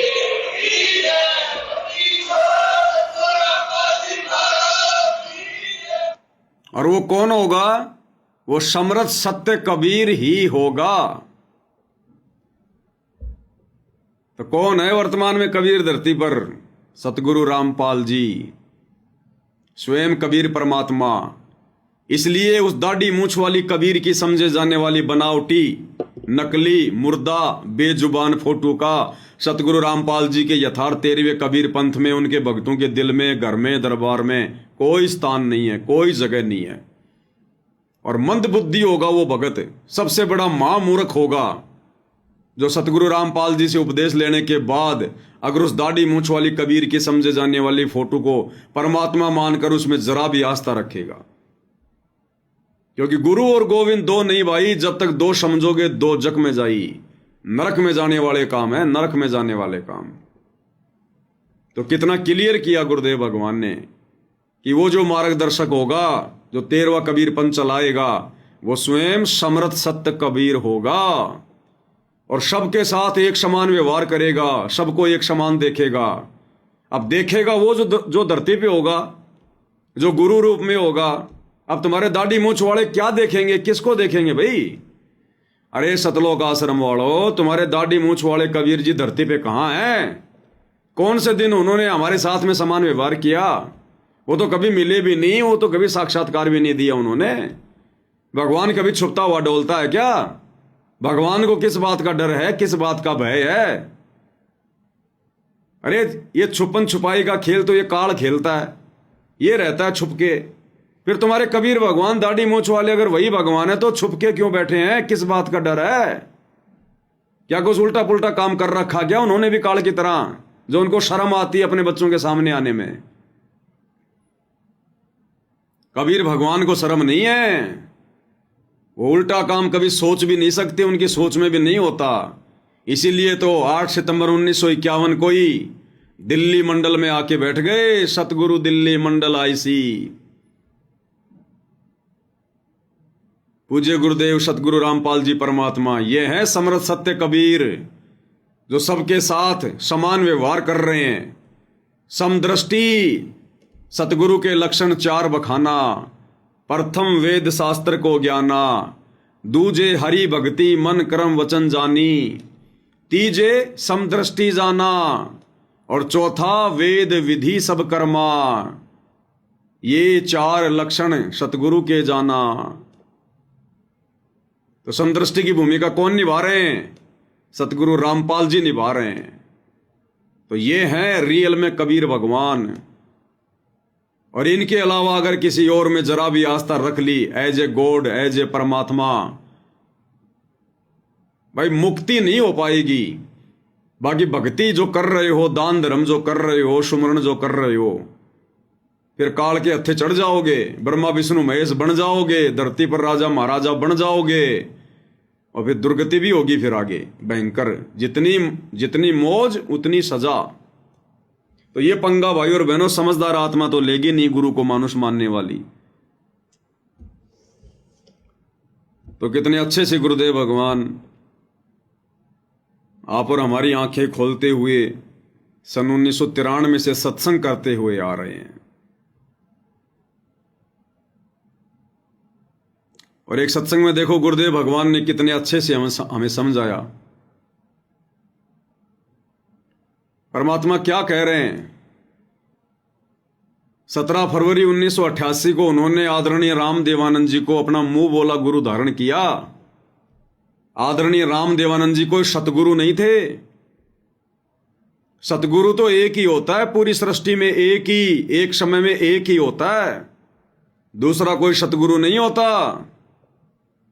सतगुरु एक ही होता है। एक समय में 2 सतगुरु नहीं होते, क्योंकि परमात्मा एक ही है और परमात्मा स्वयं सतगुरु की लीला करता है। तो आदरणीय राम देवानंद जी को तो गुरुदेव ने केवल इस भक्ति विधान को बनाए रखने के लिए गुरु शिष्य परंपरा का निर्वाह करते हुए खाली फोकट की महिमा दी है कि वो मेरे सतगुरु थे, वो परमात्मा थे, वो बंदी छोड़ थे। आप और हमें भक्ति का पाठ पढ़ा रहे हैं कि एक शिष्य का अपने गुरु जी के प्रति कैसा समर्पण भाव होना चाहिए। उन्होंने हमें रिहर्सल करके दिखाई ताकि हम अपने गुरु जी को कबीर परमेश्वर मानकर जब उनके साथ इसी प्रकार से समर्पण भाव दिखाएंगे, श्रद्धा भाव दिखाएंगे, क्योंकि हमारे गुरुदेव तो हैं ही खुद कबीर। ये तो रियल गॉड हैं, रियल सतगुरु हैं, रियल बंदी छोड़ हैं।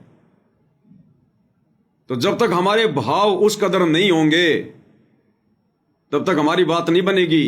तो परमेश्वर ने रिहर्सल करके दिखाई, एक मुंह बोले शिष्य की भूमिका निभा के, मुंह बोला गुरु बना के। अन्यथा आदरणीय राम देवानंद जी कोई सतगुरु नहीं थे। अगर वे ही सतगुरु होते तो फिर सतगुरु रूप में संत रामपाल जी को आने की क्या जरूरत थी।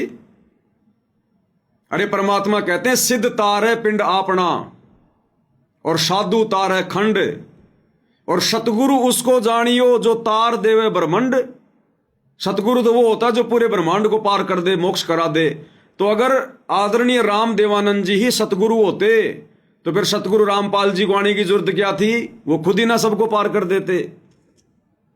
तो एक समय में धरती पर एक ही सतगुरु होता है। अब बताओ फिर जब खुद सतगुरु रामपाल जी सतगुरु हैं, फिर 1997 में सतलोक से चलकर और कौन सा दाढ़ी मूंछ वाला सतगुरु आएगा। क्या सतगुरु भी 2 होते हैं क्या, 3 होते हैं क्या? एक तो आदरणीय राम देवानंद जी हो गए सतगुरु, एक सतगुरु रामपाल जी हो गए सतगुरु, और एक 1997 में दाढ़ी मूंछ वाले कबीर जी हो गए सतगुरु। अरे भगवान भी 3 होते हैं क्या? तो क्या कह रहे हैं गुरुदेव भगवान, क्लियर कर रहे हैं परमात्मा, ध्यान से सुनिएगा। कौन ब्रह्मा का पिता है, ये 18 पुराण पढ़ते हैं, आज तक ये नहीं मालूम कि कौन ब्रह्मा का पिता है, कौन विष्णु की माँ, शंकर का दादा कौन है। कोई तो जो बता। अब तो सभी बता देंगे, क्योंकि ये ज्ञान इस दास के द्वारा परमात्मा ने प्रकट करवा दिया। लेकिन आज से जब से ये दास ये कथा सुनाने लगा है, सत्संग करने लगा, उससे पहले का कोई व्यक्ति बता के दिखा दो, हम मान जाएंगे। वो कोई क्या कह रहे हैं गुरुदेव? कौन ब्रह्मा का पिता है, कौन विष्णु की मां, शंकर का दादा कौन है, हमको दे बता। तो सतगुरु रामपाल जी कह रहे हैं कि अब तो हर कोई बता देगा, क्योंकि दास 1993 से बता रहा है, समझा रहा है, अब तो हर कोई बता देगा। लेकिन गुरुदेव कह रहे इस दास से पहले का कोई व्यक्ति, कोई संत बता के बताओ, एक का भी नाम बताओ जिसको पता हो कि ब्रह्मा का पिता कौन है, विष्णु की माता कौन है, शंकर का दादा कौन है। क्या कह रहे हैं गुरुदेव? शब्दों पे ध्यान देना। इस दास से पहले का कोई संत बताओ। तो सतगुरु रामपाल जी से पहले वाले संत तो भाई उनके गुरुजी थे। अरे सतगुरु रामपाल जी से पहले तो उनके गुरुजी थे ना संत। तो गुरुजी ने तो उनको भी रिजेक्ट कर दिया कि इससे पहले का कोई संत बताओ, तब हम मान जाएंगे। और सतगुरु ने कह दिया तो कह दिया, फिर कोई नहीं हो सकता। तो क्लियर कर दिया गुरुदेव ने कि इस दास से पहले का कोई संत बताओ जो ये बातें जानता हो, जो ये तत्व ज्ञान जानता हो। तो गुरुदेव ने खुद अपने गुरुजी को भी रिजेक्ट कर दिया, क्योंकि गुरुजी से पहले तो संत उनके गुरुजी थे ना, उनको भी रिजेक्ट कर दिया ये कह के कि इस दास से पहले का कोई संत बताओ, हम मान जाएंगे। अब बताओ भाई और बहनों, फिर दादा गुरुजी के पास में सार नाम कहां से आ गया, सार शब्द कहां से आ गया? भाई जिनको ज्ञान संपूर्ण नहीं, जिनको ज्ञान पूरा नहीं, उनके पास में सार शब्द कहां से आ जाएगा? इसलिए दास बार बार कहता है, हमारे दादा गुरुजी को स्वयं सतगुरु रामपाल जी ने सार नाम दिया, सार शब्द दिया। उनके पास में नहीं था सार नाम, सार शब्द। जो गुरुदेव अपने आप को छुपा के कहते हैं ना कि मेरे पूज्य गुरुदेव जी ने मुझे सार नाम दिया, अरे उनको तो ज्ञान भी पूरा नहीं था, खुद गुरुजी रिजेक्ट कर रहे हैं। और जिसके पास ज्ञान पूरा नहीं हो उसके पास में सार नाम कहां से आ जाएगा? तो ये परमात्मा स्वयं सार शब्द है। इनको किसी से सार शब्द लेने की जरूरत नहीं पड़ती, ये स्वयं जगत गुरु है। अरे हम गुरु जी को जगत गुरु कहते हैं ना, तो जगत गुरु कौन होता है? जगत गुरु वो नहीं होता जो किसी को गुरु बना के पहले ज्ञान ले, फिर आगे ज्ञान समझाए और जगत गुरु की उपाधि प्राप्त करे। फिर वो काहे का जगत गुरु? अरे फिर काहे का जगत गुरु? फिर जगत गुरु तो वो हो गया जिससे सतगुरु रामपाल जी ने ज्ञान लिया, यानी आदरणीय रामदेवानंद जी हो गए जगत गुरु। जगत गुरु परमेश्वर को कहा जाता है। जाति हमारी जगत गुरु, परमेश्वर है पंथ, और गरीब दास लिखित पड़े मेरा नाम निरंजन कंत। तो जगत गुरु वो होता है जो जगत को ज्ञान देता है, ना कि जगत वालों से ज्ञान लेके फिर आगे ज्ञान देता है। तो नादानों, हम जो अपने गुरुदेव को जगत गुरु कह रहे हैं ना, तो जगत गुरु की भी परिभाषा हमें अच्छे से समझ में आनी चाहिए। जगत गुरु कभी किसी को गुरु बना के उससे ज्ञान लेके फिर आगे जगत गुरु नहीं कहलाता। इससे स्पष्ट होता है कि सतगुरु रामपाल जी ने केवल अपना मुंह बोला गुरु बनाया था उनको, आदरणीय रामदेवानंद जी को। उनके पास में कोई सार नाम, कोई सार शब्द नहीं था। उनको तो खुद सार नाम की भूख थी, भूख। सतनाम भी नहीं था उनके पास में, सतनाम भी। उनको सतनाम भी सतगुरु रामपाल जी ने दिया। तो क्या कह रहे हैं गुरुदेव भगवान? इस दास से पहले का कोई संत बता दो जिसको ये ज्ञान हो। तो गुरुजी से पहले तो उनके गुरुजी संत थे, क्या उनको भी ज्ञान नहीं था? नहीं था। केवल परमात्मा ने उनको निमित्त बना रखा था। आदरणीय गरीबदास जी से लेकर आगे धीरे धीरे धीरे धीरे इस पंथ को यहां तक लेकर आना, ये कड़ी से ये कड़ी जोड़ना, गुरु परंपरा को बनाए रखना। अन्यथा ये दूसरे नकली ये पंथ वाले, ये कबीर पंथी, ये सतगुरु रामपाल जी को बोलने नहीं देते कि कहां है तुम्हारी गुरु परंपरा, कब से चली आ रही है तुम्हारी ये गुरुआई। संत रामपाल जी तो निगुरा है, आप और हमारे मन में सौ सौ शंका पैदा कर देते। इसलिए सतगुरु रामपाल जी ने उस प्यारी आत्मा को, आदरणीय राम देवानंद जी को खाली निमित्त बनाया 12वें पंथ में, गुरु पदवी देकर, संत की पदवी देकर, और अपनी वाणी के अनुसार फिर 12वें पंथ में उनको स्वयं आना था तो स्वयं चलकर आ गए सतगुरु रामपाल जी और सारे अधिकार छीन लिए फिर उनसे। ये प्यारी आत्मा, तेरा काम पूरा हुआ, अब आप आराम करो, विश्राम करो, बैठ के भक्ति करो, जो आपको नाम दे दिया सतनाम सारनाम। अरे गुरुदेव ने कहा ना कि सन 1994 से पहले इस दास ने एक आदि आत्मा को सार नाम दिया था, वो भी आपको सुनाएंगे सत्संग अभी। वो एक आदि आत्मा वही थी आदरणीय राम देवानंद जी। तुम्हारे दाढ़ी मूछ वाले कबीर जी के 1997 में सतगुरु रामपाल जी से मिलने से पहले तो सतगुरु रामपाल जी ने सार नाम भी दे दिया था दादा गुरु जी को।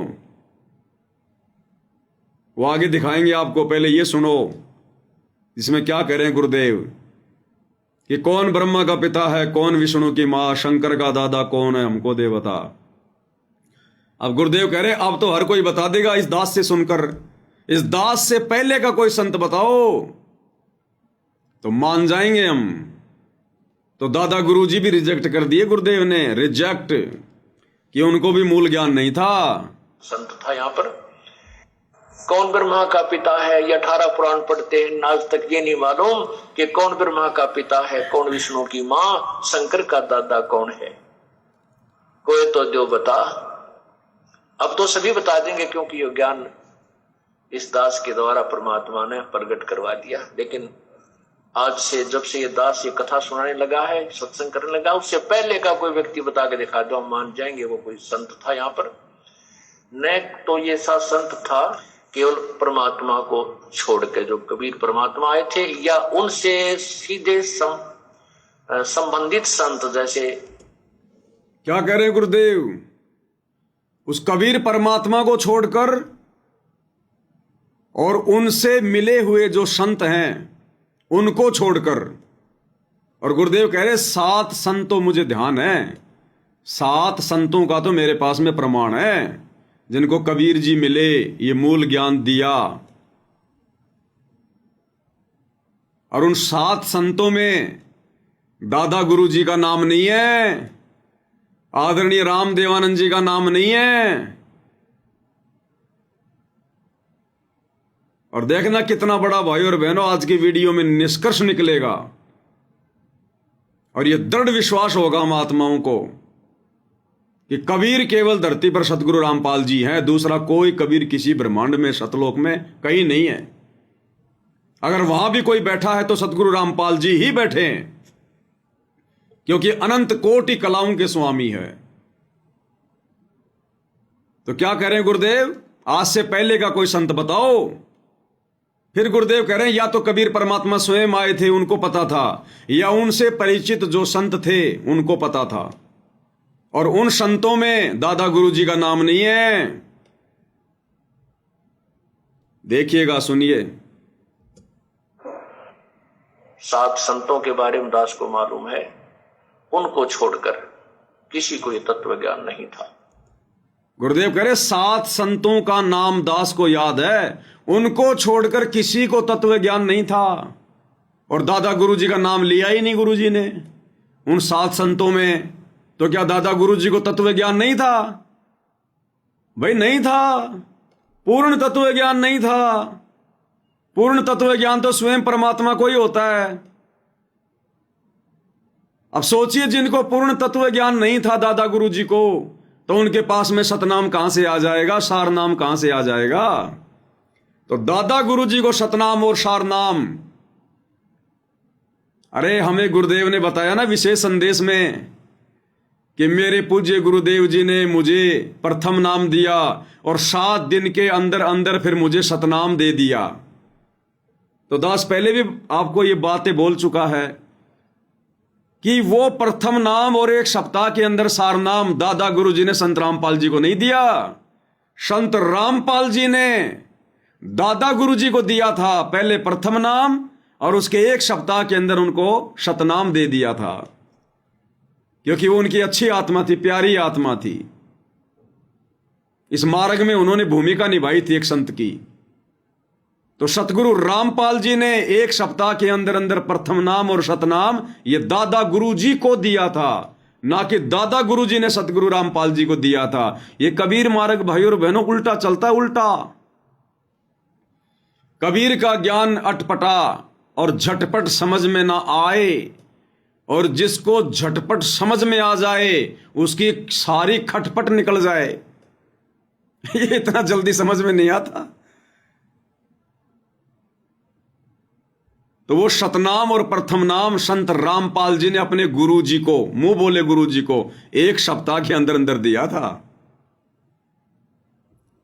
अब उन 7 संतों का नाम बताया जा रहा है जो परमात्मा से परिचित थे, जिनको तत्व ज्ञान था।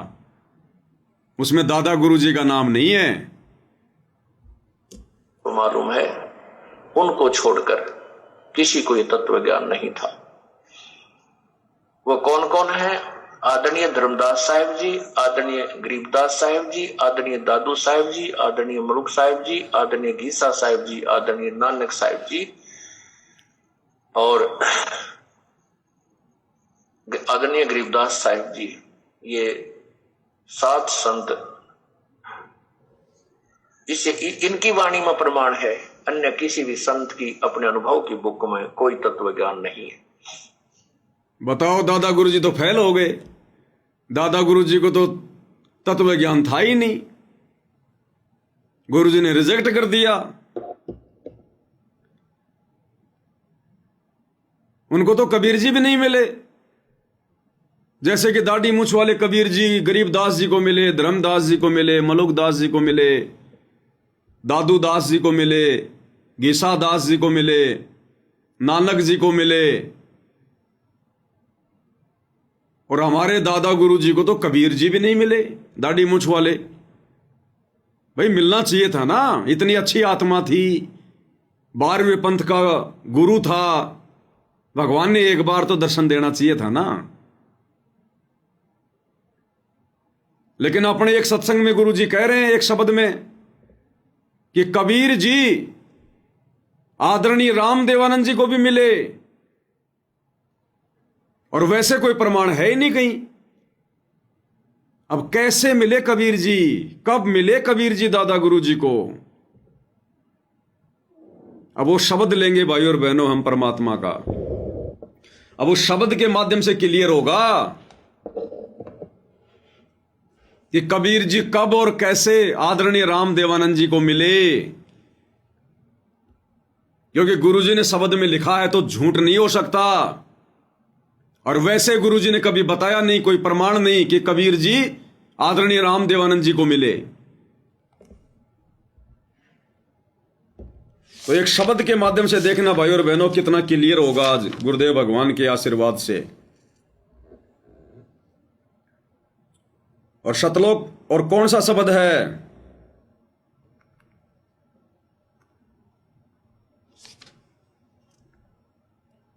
शब्द है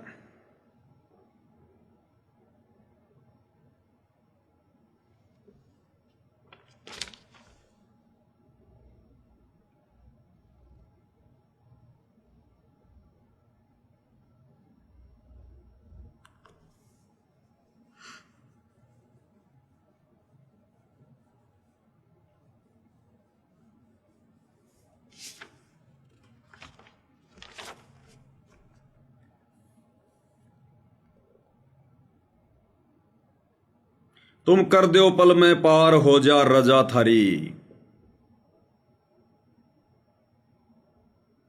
तुम कर दो पल में पार, शब्द नंबर 12 और पेज नंबर 37, सतगुरु महिमा शब्द संग्रह। शब्द नंबर 12, पेज नंबर 37। देखना भाई और बहनों, कितना गजब का प्रमाण है इस शब्द में, लास्ट में कितना गजब का प्रमाण है। इस शब्द को हमने शुरू से समझना पड़ेगा, एक एक चौपाई को समझना पड़ेगा, फिर देखना कितना जबरदस्त गुरुदेव भगवान के आशीर्वाद से इसका सार निकलेगा। और हमें दृढ़ विश्वास होगा कि सतगुरु रामपाल जी कौन हैं, गुरुदेव भगवान कौन हैं। दृढ़ विश्वास होगा, दृढ़ विश्वास। बंदी छोड़ सतगुरु रामपाल जी परमेश्वर जी की जय हो। तुम कर दो पल में पार, हो जा रजा थारी। तुम कर दो पल में पार, हो जा रजा थारी। हो रजा थारी महाराज, हो जा मेरे थारी महाराज। हो जा रजा थारी। तुम कर दो पल में पार, हो जा रजा थारी। तुम कर दो पल में पार, हो जा रजा थारी। किसकी रजा? कबीर परमेश्वर की रजा। कौन पार कर दे एक पल में? कबीर परमात्मा। अब कैसे रजा हुई परमात्मा की? अब प्रत्येक चौपाई में भाई और बहनों किसने वो कार्य किया, किसने वो रजा करी? कबीर भगवान ने। भले आप दाढ़ी मूछ वाले को ही कबीर जी मान के चलो, प्रत्येक चौपाई में जो गुरुदेव भगवान ने लिखी है, बोला है, ये सतगुरु रामपाल जी का बनाया गया शब्द है, ये गरीबदास जी का नहीं है, ये कबीर जी का नहीं है। और इसके लास्ट वाली चौपाई में निर्णय होगा कि सतगुरु रामपाल जी कौन है। काल कष्ट से जीव दुखी, सुन मन तुमरे तृष आया के नाम।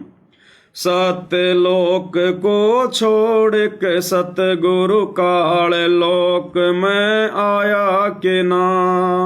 भाई काल कष्ट से जीव दुखी, सुन मन तुमरे तृष आया के ना। सत्यलोक को छोड़ के सतगुरु काल लोक में आया के ना। तपत शिला पे जीव जले थे, उनको देख दुख पाया के ना।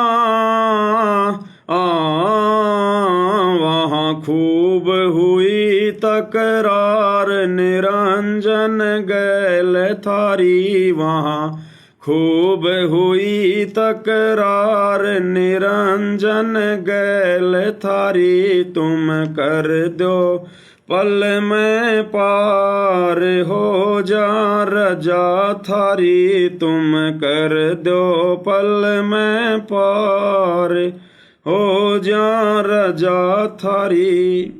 पहली चौपाई, काल कष्ट से जीव दुखी, सुन मन तुमरे तृष आया के ना।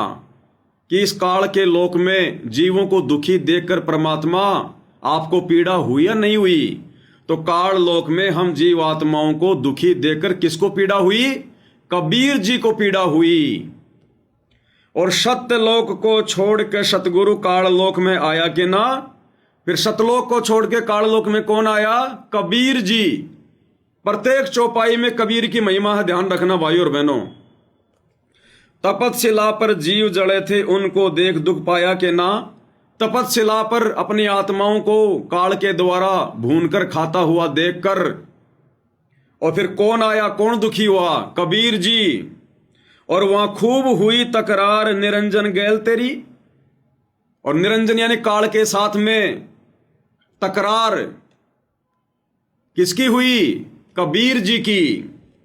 दूसरी चौपाई, प्रथम आए बर्मा लोक में, बर्मा जी समझाया के ना। विष्णु जी को शरण में लेके, चरणों के मालाया के ना।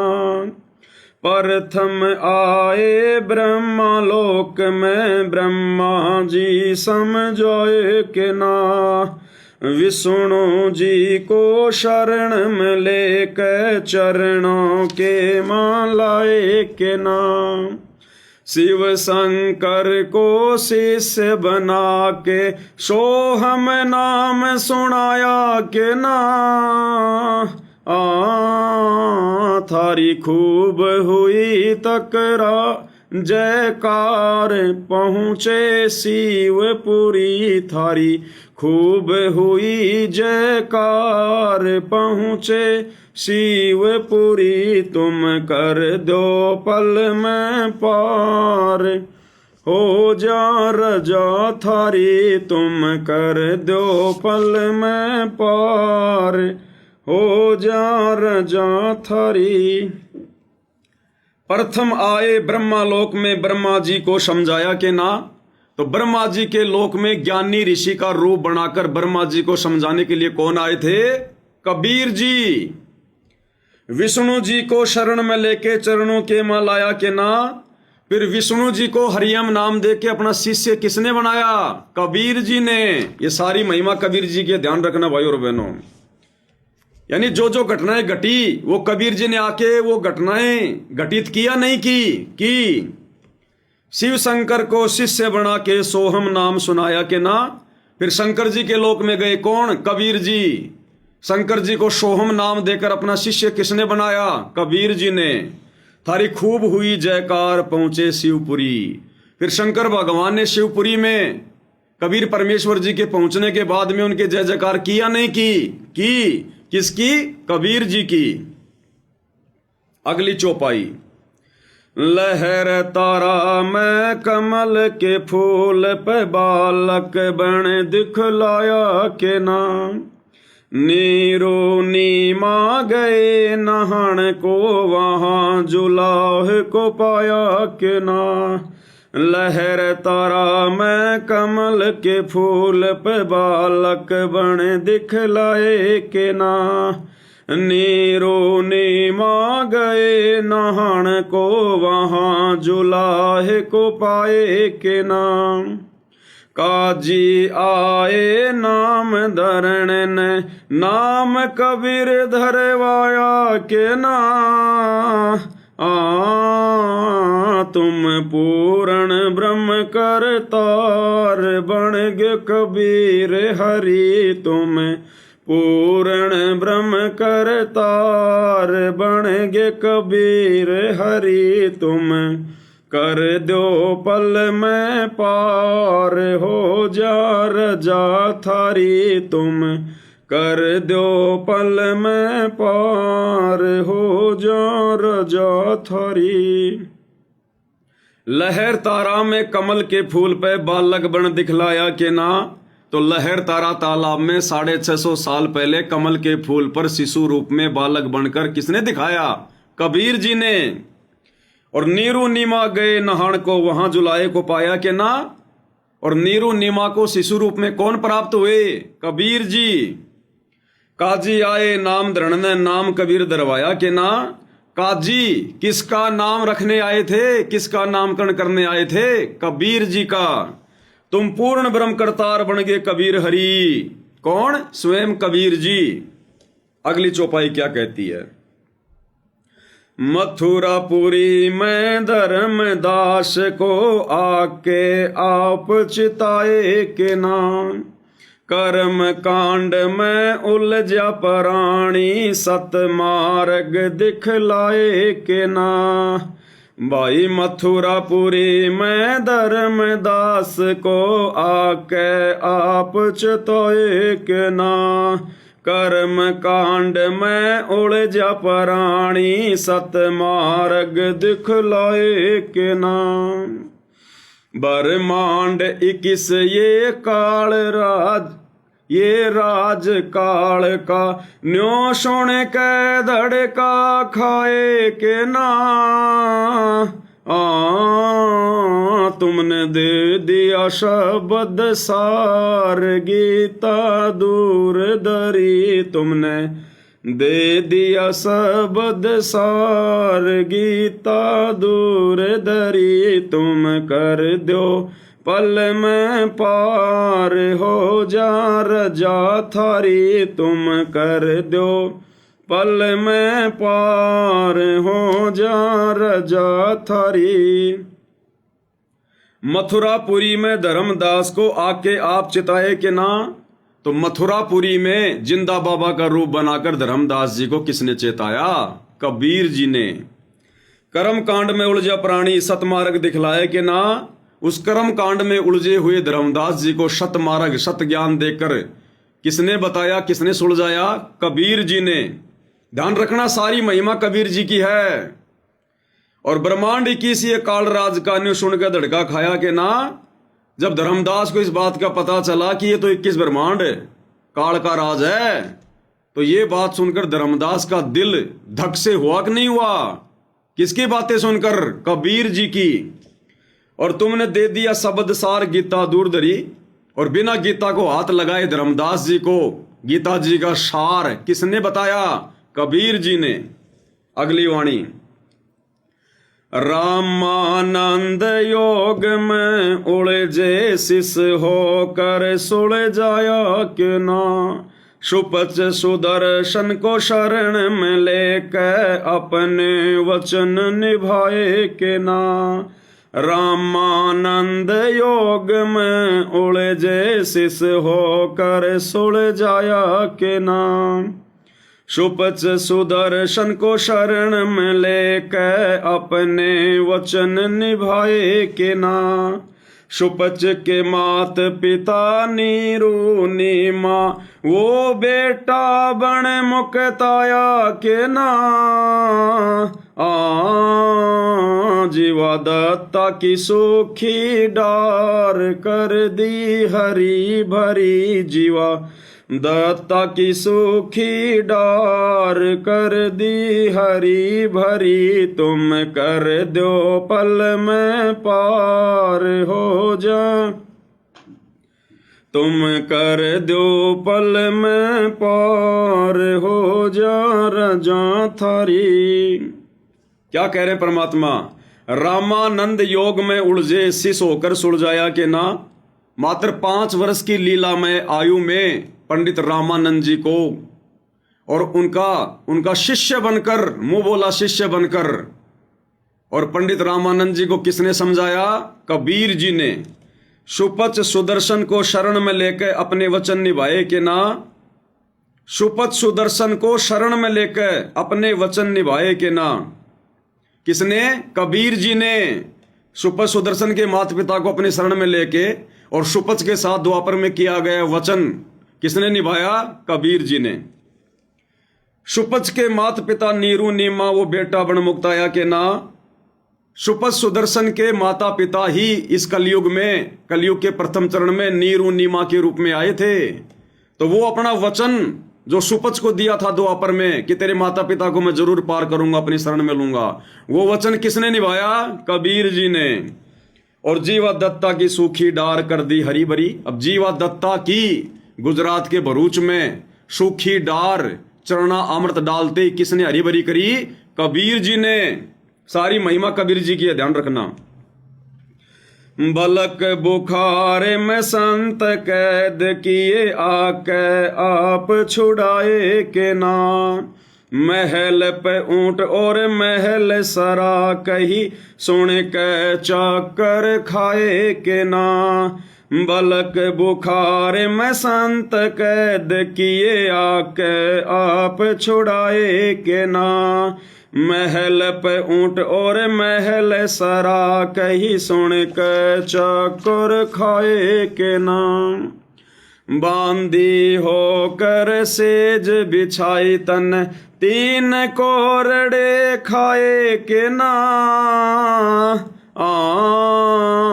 तुम नर से बन गे नार ओड्या चीर जरी। तुम नर से बन गे नार ओड्या चीर जड़ी। तुम कर दो पल में पार हो जा रजा थारी, तुम कर दो पल में पार, हो जा रजा थारी।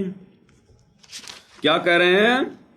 बलक बुखारे में संत कैद किए, आके आप छुड़ाए के ना। बलक बुखारे के बादशाह इब्राहिम सुल्तान ने 300 संतों को जेल में कैद किया हुआ था। वहां जाकर किसने छुड़ाया? कबीर जी ने। महल पे ऊंट और महल सराक ही सुन के चक्कर खाए के ना।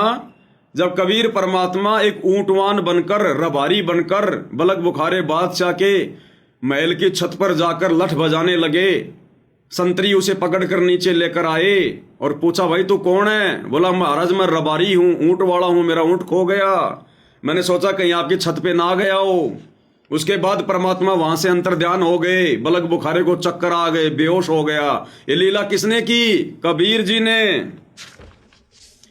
बांदी होकर सेज बिछाई, तन 3 कोरड़े खाए के ना।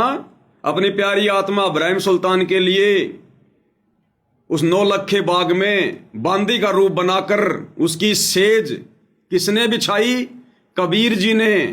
फिर उस सेज पर कौन लौटे? कबीर जी। 3 कोरड़े इब्राहिम सुल्तान ने बांदी रूप में किसको मारे? कबीर जी को। तुम नर से बन गए नार, ओड्या चीर जड़ी, तुम नर से बन गए नार। नर यानी इंसान से और नार यानी औरत, यानी परमात्मा ने बांदी का रूप बनाया था। ओड्या चीर जड़ी यानी औरतों वाले वो कपड़े पहने और इब्राहिम सुल्तान की सेज पर लेट गए बांदी बनकर, नार बनकर, औरत बनकर। कौन? कबीर जी। अगली वाणी, गरीब दास गए गऊ चरावण, वहां दूध के प्याले पिए के ना। छोड़ाणी मैं ग्रंथ की रचना, करवा के न्यारे भेद दिए के ना। गरीब दास गए गऊ चरावण, वहां दूध के प्याले पिए के ना। छोड़ाणी मैं ग्रंथ की रचना, करवा न्यारे भेद दिए के ना। श्री राम देवानंद संत तुम्हारे। ये है वो वाणी भाई और बहनों, ध्यान दे लेना अगर अपने गुरु जी को कबीर जी के रूप में जानना है, पहचानना है तो। श्री राम देवानंद संत तुम्हारे, अपनी शरणा लिए के ना। दिया राम पाल उद्धार, दे के शब्द जड़ी दिया। राम पाल उद्धार, दे के शब्द जड़ी। तुम कर दो पल में पार, हो जा रजा तेरी। तुम कर दो पल में पार, हो जा रजा थारी। गरीबदास जी गए गऊ चरावण, वहां दूध के प्याले पिए के ना।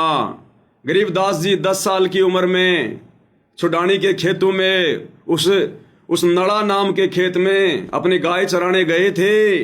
वहां पर दूध के प्याले किसने पिए? कवारी गाय से निकलवा कर कबीर जी ने। ध्यान रखना, सारी महिमा कबीर जी की हो रही है। छोड़ानी में ग्रंथ की रचना, करवा के न्यारे भेद दिए के ना। छोड़ानी में गरीबदास जी के रूप में कौन आए थे जिन्होंने ग्रंथ की रचना करवाई, न्यारे न्यारे भेद दे दिए, 5वां सूक्ष्म वेद लिखवा दिया? कबीर जी ने। और लास्ट में क्या कह रहे हैं परमात्मा? क्योंकि हर वाणी में कबीर जी ने सारी भूमिका निभाई। अब लास्ट की वाणी क्या कह रही है? श्री राम देवानंद संत तुम्हारे, अपनी शरणा लिए के ना। कि हे कबीर भगवान, हे दाढ़ी मूछ वाले कबीर भगवान, श्री राम देवानंद संत तुम्हारे, यानी 12वें पंथ के गुरु राम देवानंद जी तुम्हारे संत थे, तुम्हारे द्वारा भेजे गए, तुम्हारे द्वारा 12वें पंथ का गुरु बनाया गया। और अपनी शरणा लिए के ना। आपने उनको अपनी शरण में लिया कि नहीं लिया? तो श्री राम देवानंद जी संत तुम्हारे, अपनी शरणा लिए के ना। तो बताओ भाई, कबीर जी ने संत राम देवानंद जी को कब अपनी शरण में लिया? जबकि वाणी कह रही है कि अपनी शरणा लिए के ना, संत राम देवानंद जी संत तुम्हारे। तो आदरणीय राम देवानंद जी को तो दाढ़ी मूछ वाले कबीर जी या जिंदा महात्मा रूप वाले कबीर जी कभी मिले ही नहीं जिंदगी में, ना कभी गुरु जी ने जिक्र किया। और वाणी कह रही है, गुरुजी अपने हाथों से लिख रहे हैं कि श्री राम देवानंद संत तुम्हारे अपनी शरणा लिए के ना, कि भगवान आपने भी तो उनको अपनी शरण में लिया था। आदरणीय राम देवानंद जी को कब लिया भाई, कब मिले कबीर जी? वो दाढ़ी मूछ वाले तो कभी मिले ही नहीं उनको कबीर जी आकर। तो 17 फरवरी 1988 को रियल कबीर सतगुरु रामपाल जी ने अपनी वाणी के अनुसार कि 12वें पंथ में हम ही चलावें, सम पंथों को मिलाकर एक पंथ चलावें, 12वें पंथ में प्रवेश किया और 12वें पंथ के अंतिम गुरु श्री राम देवानंद जी को अपना मुंह बोला गुरु बनाकर अपनी शरण में लिया। जैसे 650 साल पहले पंडित रामानंद जी को अपनी शरण में लिया और प्रथम नाम और शतनाम एक सप्ताह के अंदर अंदर दिया। अन्यथा ये तो शब्द फेल हो जाएगा, ये तो वाणी फेल हो जाएगी, क्योंकि ऊपर की हर चौपाई में तो हम सबको पता है गुरुजी ने बार बार जिक्र किया है, हमारे को ये कथाएं सुनाई है कि हाँ वो कबीर जी आकर मिले, कबीर जी ने सारे काम किए। अब लास्ट की चौपाई में बताओ फिर कबीर जी कब आए, दाढ़ी मूछ वाले, कि श्री राम देवानंद संत तुम्हारे अपनी शरणा लिए के ना। बताओ कब लिया शरण में दाढ़ी मूछ वाले ने श्री राम देवानंद जी को? वो तो मिले भी नहीं, अब शरण में लिया है ये भी झूठ नहीं हो सकता। तो 17 फरवरी 1988 को रियल कबीर सतगुरु रामपाल जी ने 12वें पंथ में प्रवेश करके आदरणीय राम देवानंद जी को अपना मुंह बोला गुरु बनाकर लीला करते हुए उनको अपनी शरण में लिया। उनको प्रथम नाम और शतनाम दोनों एक सप्ताह के अंदर अंदर दिए। और फिर क्या किया? दिया रामपाल उद्धार देख शब्द जड़ी, दिया रामपाल उद्धार देख शब्द जड़ी। सतगुरु रामपाल जी ने उनका उद्धार किया देखकर शब्द जड़ी। वो सार नाम दिया फिर सतगुरु रामपाल जी ने, दिया रामपाल उद्धार, यानी रामपाल जी ने उद्धार कर दिया किनका? अपने मुंह बोले गुरु का, देखकर शब्द जड़ी। भाई और बहनों, ये कबीर मालिक का मार्ग उल्टा चलता है, उल्टा। जैसा हम इनको पढ़ेंगे वैसा नहीं होता। तो बताओ भाई और बहनों, धरती पर कबीर कौन? सतगुरु Rampal ji is Kabir, real God. है इनके अलावा कोई और कबीर? इसलिए हम सत्सेवक भाई बहन अपने गुरु के अलावा किसी और को कबीर ना मानते, ना किसी और में कबीर देखते। और यदि हमने इस कलयुग की पिछली पीढ़ी में यह तत्व ज्ञान लेने के बाद अपने गुरु के अलावा किसी और में कबीर जी का अगर छटांग भी देख लिया, तिल भर भी दर्शन कर लिया, हमारी बनी बनाई भक्ति का सत्यानाश। परमात्मा फिर बहुत नाराज होगा हमसे, बहुत नाराज होगा। तुम कर दो पल में पार हो जा रजा थारी।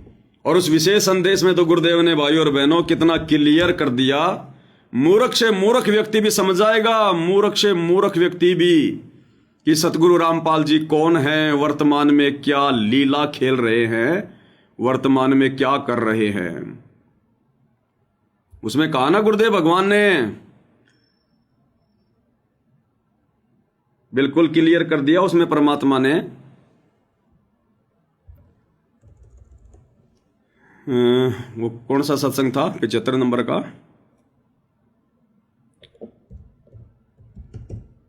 प्रकट है, गुरुदेव ने क्लियर किया उसमें विशेष संदेश में।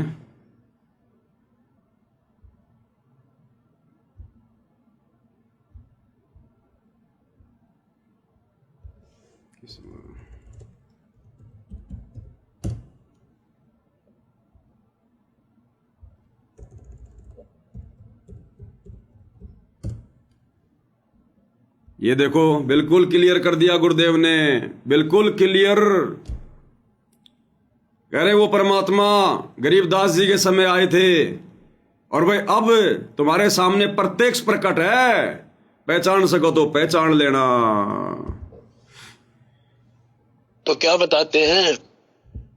उत्तर दक्षिण पूर्व पश्चिम फिरता दाने दाने लो, और सर्व कला सतगुरु साहिब की। हरि आए हरियाणे। गरीबदास जी के समय आए थे, रिबा रे भाई प्रगट सामने था, पहचाने जात पहचान लियो। गरीबदास जी के समय आए थे, रिबा रे भाई प्रगट सामने था, पहचाने जात पहचान लियो। गरीबदास जी के समय आए तेरी बारे भाई प्रगट सामने था रे, पहचाने जात पहचान लियो। गरीबदास जी के समय आए थे। कौन आए थे गरीबदास जी के समय? जिंदा बाबा। कौन जिंदा बाबा? कबीर जी। तो क्या कह रहे हैं गुरुदेव कि गरीबदास जी के समय आए थे भाई, और ये बारे थारे सामने प्रत्यक्ष प्रकट। अब कहां है वो जिंदा बाबा प्रत्यक्ष प्रकट? कहां है वो दाढ़ी मूंछ वाला कबीर जो गरीबदास जी का गुरु था? तो क्या गुरु जी झूठ बोल रहे हैं क्या? नहीं, अपने लिए संकेत कर रहे हैं कि गरीबदास जी के समय आए थे और ये बारे भाई थारे सामने प्रत्यक्ष प्रकट। तो वर्तमान में प्रत्यक्ष प्रकट कौन है धरती पर? दाढ़ी मूंछ वाला नहीं है, सतगुरु रामपाल जी हैं। तो कौन हुए सतगुरु रामपाल जी? गरीबदास जी के गुरु। गरीबदास जी के गुरु कौन थे? जिंदा महात्मा। जिंदा महात्मा की भूमिका कौन करता है? कबीर जी। तो कौन हुए वर्तमान में प्रत्यक्ष प्रकट? सतगुरु रामपाल जी, स्वयं कबीर परमात्मा। अब भाई और बहनों, हम गधे नहीं है जो परमात्मा बिल्कुल खुल के कह देगा कि मैं ही कबीर हूं। ये कबीर पंथी को 50 मुकदमे लगा देंगे, 50 मुकदमे, कि अपने आप को कबीर कह रहा है। इसलिए परमात्मा ने बहुत सोच समझ के आप और हम तक ये ज्ञान आगे ये पहुंचाना होता है। और ये फिर अनमोल तत्व ज्ञान क्यों दिया गुरुदेव ने? ये सृष्टि का सर्वश्रेष्ठ ज्ञान, मक्खन ज्ञान। ये मक्खन ज्ञान क्यों दिया गुरुदेव ने? अपनी पहचान करवाने के लिए। हम जानवर नहीं हैं, इंसान हैं, और इंसानों में भी सर्वश्रेष्ठ इंसान, सर्वबुद्धिमान इंसान, ये वैज्ञानिक राष्ट्रपति, प्रधानमंत्री, ये साइंटिस्ट वगैरह, मंगल ग्रह पे जाने वाले, ये विद्वान नहीं है। विद्वान वो है जो आध्यात्मिक ज्ञान में, जिसकी बुद्धि आध्यात्मिक ज्ञान में काम कर रही है, जिसने भगवान को पहचान लिया, भक्ति को पहचान लिया, जो अपनी आत्मा का कल्याण करवाने के लिए आगे बढ़ रहा है, वो है बुद्धिमान। अरे साइंटिस्ट बनकर भी जो गधा बनने के लिए काल की भक्ति करके आगे बढ़ रहा है, वो काहे का विद्वान है? उसके बाद भी नहीं पहचानेंगे क्या हम? तो इस कलयुग की पिछली पीढ़ी में अगर किसी ने अपने गुरु को मानुष माना, और मानुष मानने की सबसे बड़ी पहचान है गुरु के रहते सहते वर्तमान में उस दाढ़ी मूंछ वाली कबीर की मुर्दा फोटो को परमात्मा मान के पूजना, अपने घर पर दरबार में रखना, उसके आगे दंडोत करना, जोत जलाना, या घर की दीवारों पे टांग कर रखना, अपने गाड़ी घोड़ों में लगा के रखना, अपने लॉकेट में डाल के रखना, या जून में उसका कबीर प्रगट दिवस मनाना, या जरा भी उसमें आस्था रखना, जरा भी तिल भर भी अगर आस्था रही, तो वो व्यक्ति सतगुरु रामपाल जी से उपदेश लेने के बाद भी, सार नाम सार शब्द लेने के बाद भी, वो है बिल्कुल मंद बुद्धि आदमी, मूर्ख आदमी। फिर उसको 2 कोटि का ज्ञान नहीं है। उसको बिल्कुल क्लियर कर दिया गुरुदेव ने, स्पष्ट कह रहे हैं, और फिर भी समझ में नहीं आ रही। इसका मतलब बुद्धि पे काल बैठा, काल। इसको कहते हैं काल प्रेरणा।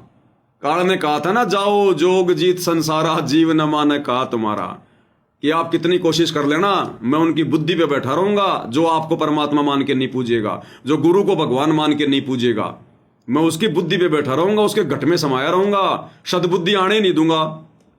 और वही हो रहा है भाई और बहनों, देख लो, काल ने पूरी तरह से जकट रखा है इन सतलोक आश्रमों से जुड़ी हुई संगत को, पूरी तरह से। तो कितनी बड़ी मेहरबानी, कितनी बड़ी दया, कितनी बड़ी विशेष रजा गुरुदेव भगवान की आप और हम सत्सेवकों के ऊपर, जो गुरुदेव ने इस घोर कलयुग में अपनी पहचान करवाई, जहां धर्मदास भी चक्कर में पड़ गया था कि भगवान आपको कैसे पहचानेंगे, आप कैसे उनको पार करोगे? तो परमात्मा बोले, भाई ये मेरा काम है। जिनका वापस सतलोक जाने का समय आ जाएगा, वो मेरे संकेतों को समझने लग जाएंगे। तो आज गुरुदेव के संकेतों को कौन समझ रहा है? केवल सत्सेवक भाई बहन। इसलिए भाई बहन हो, ये साध संगति सतलोक के लिए गुरुदेव भगवान का ट्रेनिंग सेंटर है, और यही परमेश्वर का यथार्थ 13वां कबीर पंथ है। यानी जो भक्ति विधि परमात्मा आप और हम सभी 2 कोटि के जीवों से करवा रहे हैं, स्वयं को परमेश्वर मनवाकर, आने वाले समय में पूरा विश्व यदि इसी प्रकार से करेगा तो मुक्ति प्राप्त करेगा, और कोई जरिया नहीं है दूसरा। और आप और हम भाई बहन समय रहते, समय से पहले परमेश्वर को समझ गए, उन्हीं के आशीर्वाद से। बाकी तो हम भी 2 कोटि के जीव हैं। इस भगवान को कोई पहचान नहीं सकता जब तक ये भगवान खुद अपनी रजा ना करे। और रजा उन्हीं पे करेगा जिनका भाई धर्मराज के कागजों में अब की बार लास्ट जन्म होगा, अंतिम जन्म होगा, उन्हीं पे रजा होगी। ये दिमाग इतना उन्हीं का खुलेगा, नहीं तो काल ने बिल्कुल पता नहीं हजारों ताले लगा रखे बुद्धि के, हजारों ताले। 1 खोल लोगे, 2 खोल लोगे, 10 खोल लोगे, हजारों कैसे खुलेंगे? तो भाइयों बहनों, बहुत बड़ी रजा, बहुत बड़ी मेहर है। और ये मेहर इसी प्रकार से हम बना के रखें गुरुदेव भगवान की अपने शीश पर, तब बात बनेगी। तो भाइयों और बहनों, आज की सतगुरु महिमा में केवल इतना ही। धीरे धीरे आगे बढ़ेंगे हम। तो गुरुदेव भगवान हम सबके ऊपर दया बना के रखें, मेहर बना के रखें, अपना आशीर्वाद बना के रखें। आज के वीडियो में केवल इतना ही। बंदी छोड़ सतगुरु रामपाल जी परमेश्वर जी की जय हो।